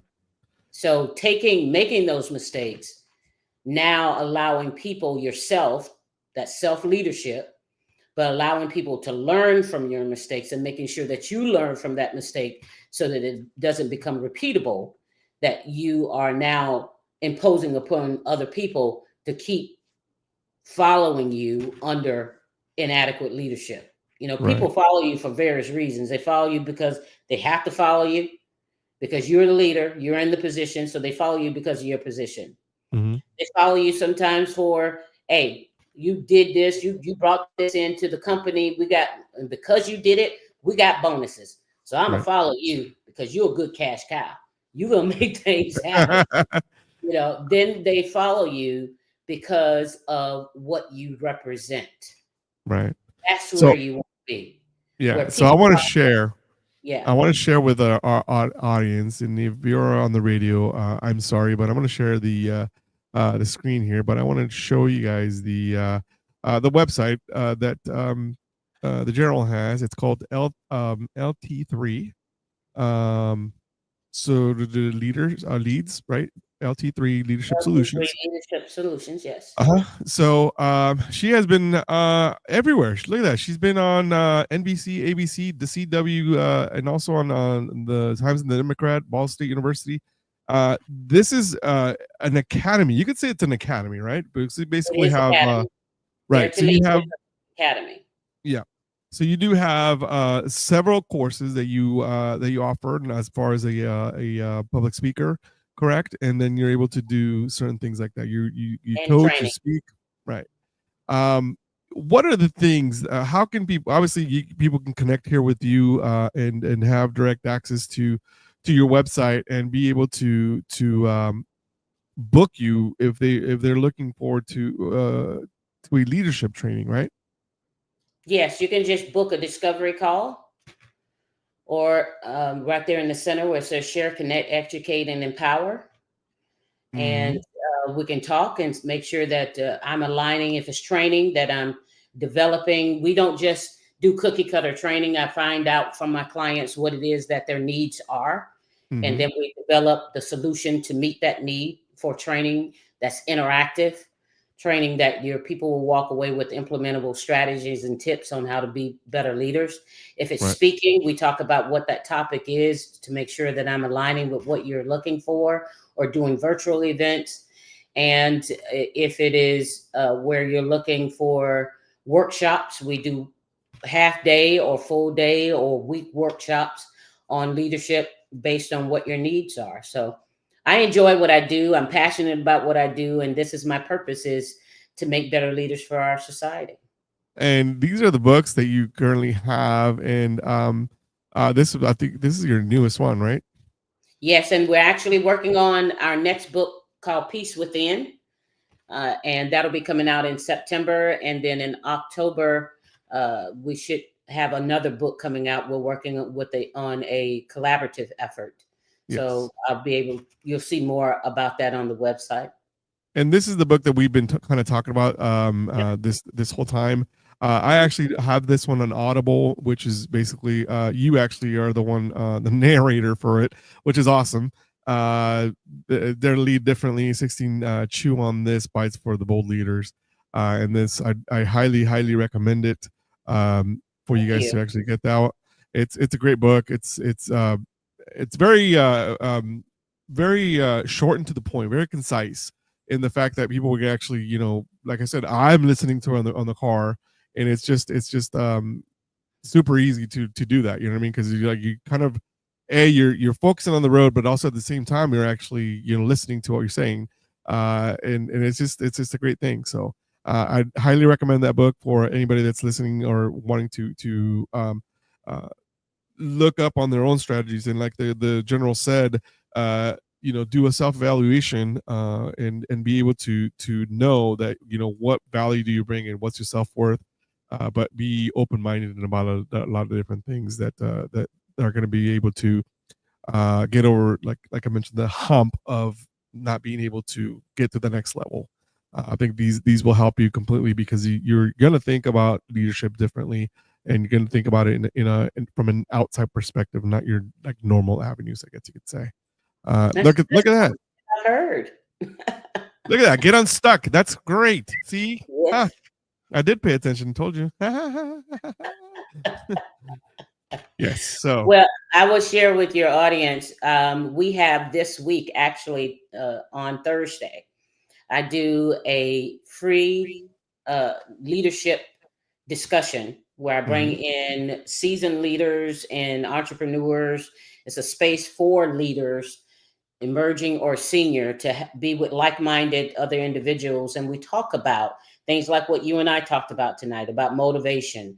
We're going to talk about perfectionism on this week, and it's at 6 to 7 EST time, PM. And all they have to do is text the word LT, the number 3.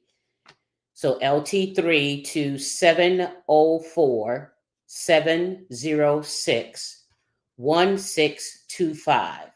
I'll say that number again, 704-706-1625, and they will get the complimentary link to it. We're not selling anything in this. This is about having an intellectual discussion about how we can be better leaders for society. And it's our way of adding and giving back value. That is fantastic.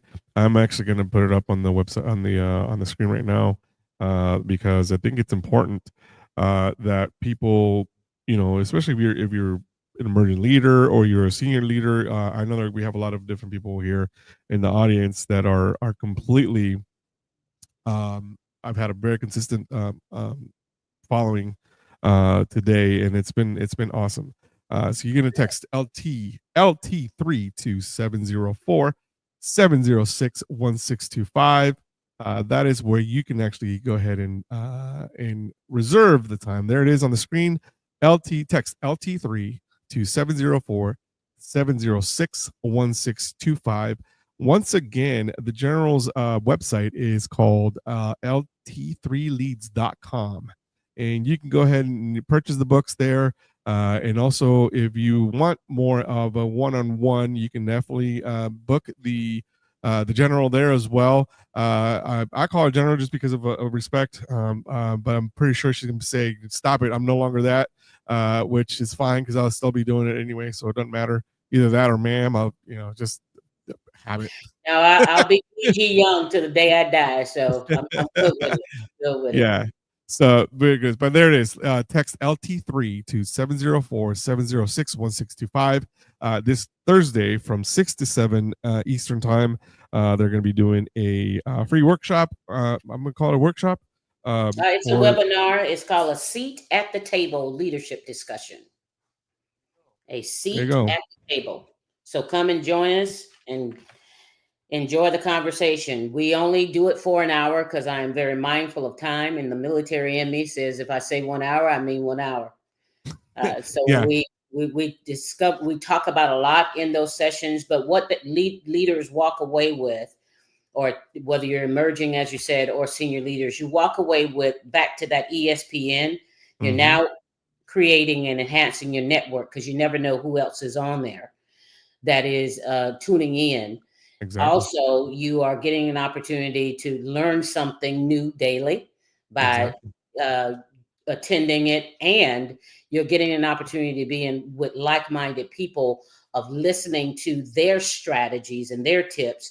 The panel that I have two I call them old crusty sergeant majors that are business leaders in the space that are on there, but I also have civilian leadership that at the corporate level that's on there as well, sharing about the different challenges they had, but also what's more importantly, what were the strategies and tips they did to overcome or address those things. And then we break out into quick break rooms so you can have a more intimate discussion with those individuals.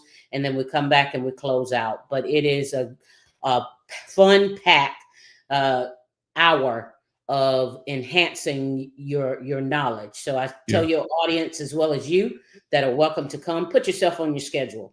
Oh, I am. This is an investment.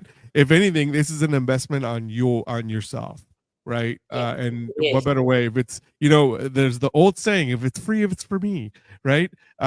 Take advantage of it because again, these nuggets by Tia are awesome. They're great. You gave me really really good insight today.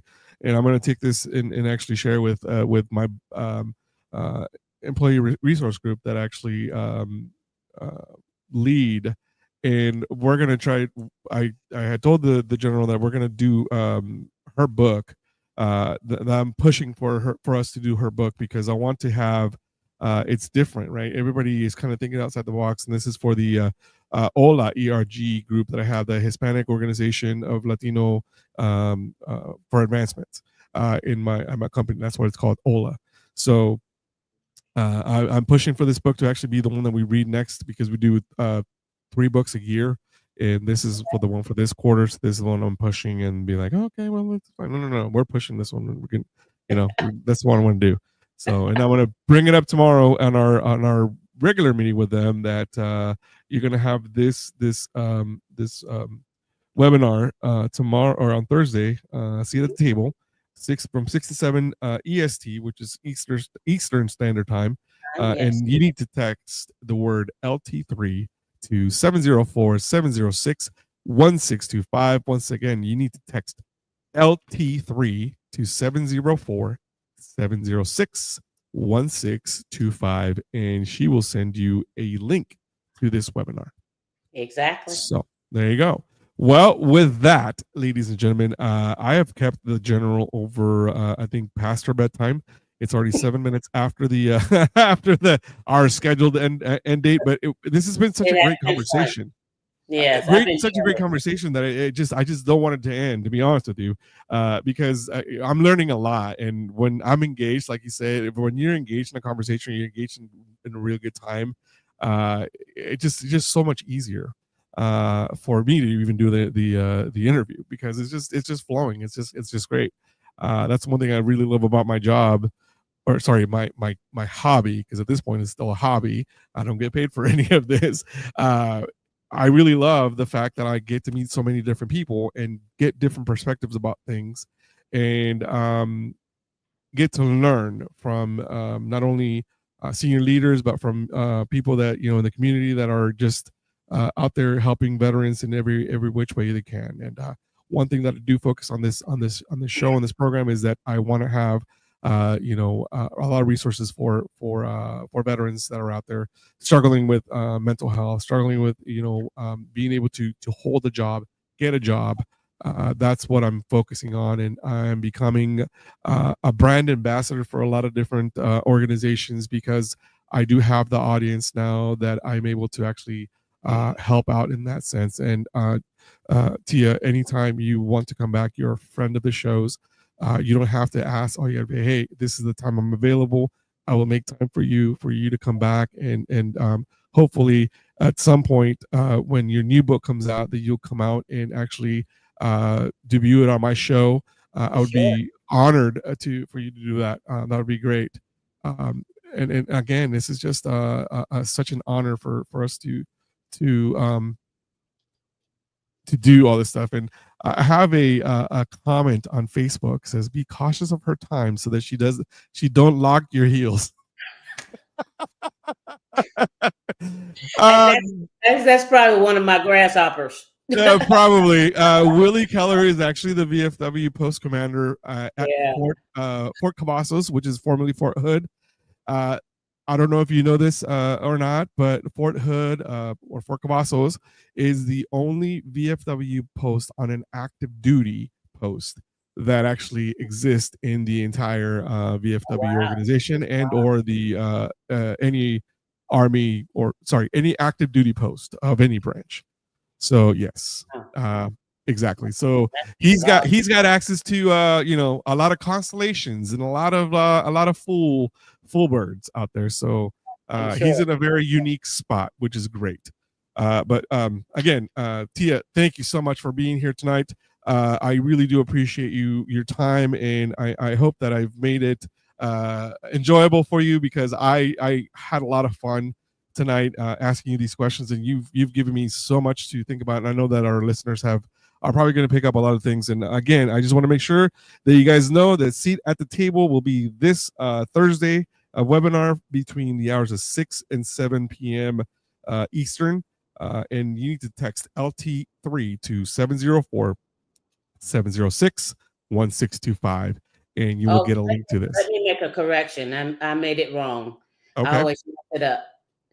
Change it 704-769. I'm sorry. Here I am giving people the wrong I thing. just did a leader showing that I made a mistake. Yeah, well, we can't all be perfect. 709, is that what we said? 709? Yeah, no, 769. 769. Yeah. 769 1625. 1625, correct.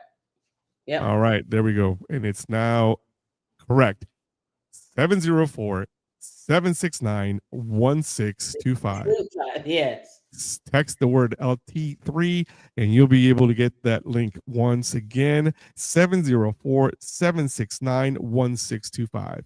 And with that, Tia, thank you very much for your time. I will be in contact with you either by email and or other means. I definitely want to have you back on our show. Perhaps do a regular basis, maybe once a quarter, and check in and see how we are all doing. And maybe that'd be great. And then I may have a business opportunity for you, not in any monetary way, and it's the fact that your style of education, I have an educational channel on my network that your type of instruction might be able to actually be highlighted completely on the network, and awesome. You'll have a brand new way of doing that. You'll have your own TV channel, be like, oh, you know what, Tia is even bigger than Oprah. So, there you go.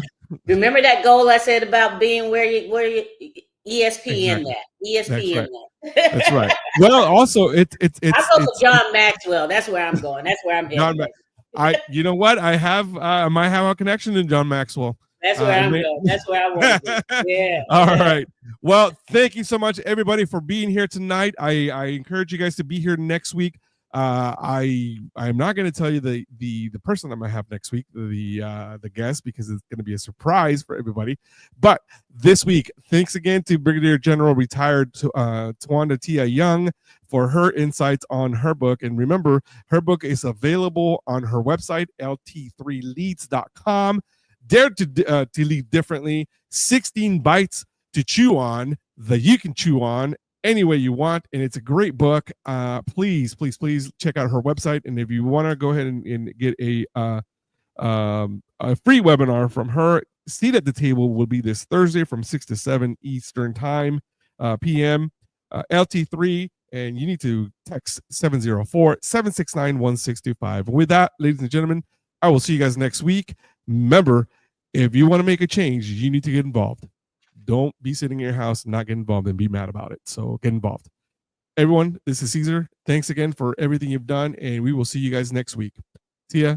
Have a great night, and thank you so much. I will be in contact with you. Thank you. Yes, ma'am. Thank you for watching. As we wrap up today's show, we want to extend our heartfelt thanks to each and every one of you for tuning in. Your support and engagement means the world to us, and we hope you found today's content insightful and entertaining. This episode, along with all previous shows, is available on all major media platforms. Whether you prefer to listen on Spotify, Apple Podcasts, or watch YouTube, we got you covered. Be sure to subscribe, rate, and leave a review to help us reach more listeners just like you. We'd love to hear your thoughts and feedback. Connect with us on social media, where you can join us in our conversation and stay updated on the latest news and episodes. Follow us on Twitter, Instagram, and Facebook. Thank you once again for being part of the Voice of the People, U.S.A. Radio, and TV network. We look forward to bringing you more exciting content in our upcoming episodes. Until next time, take care.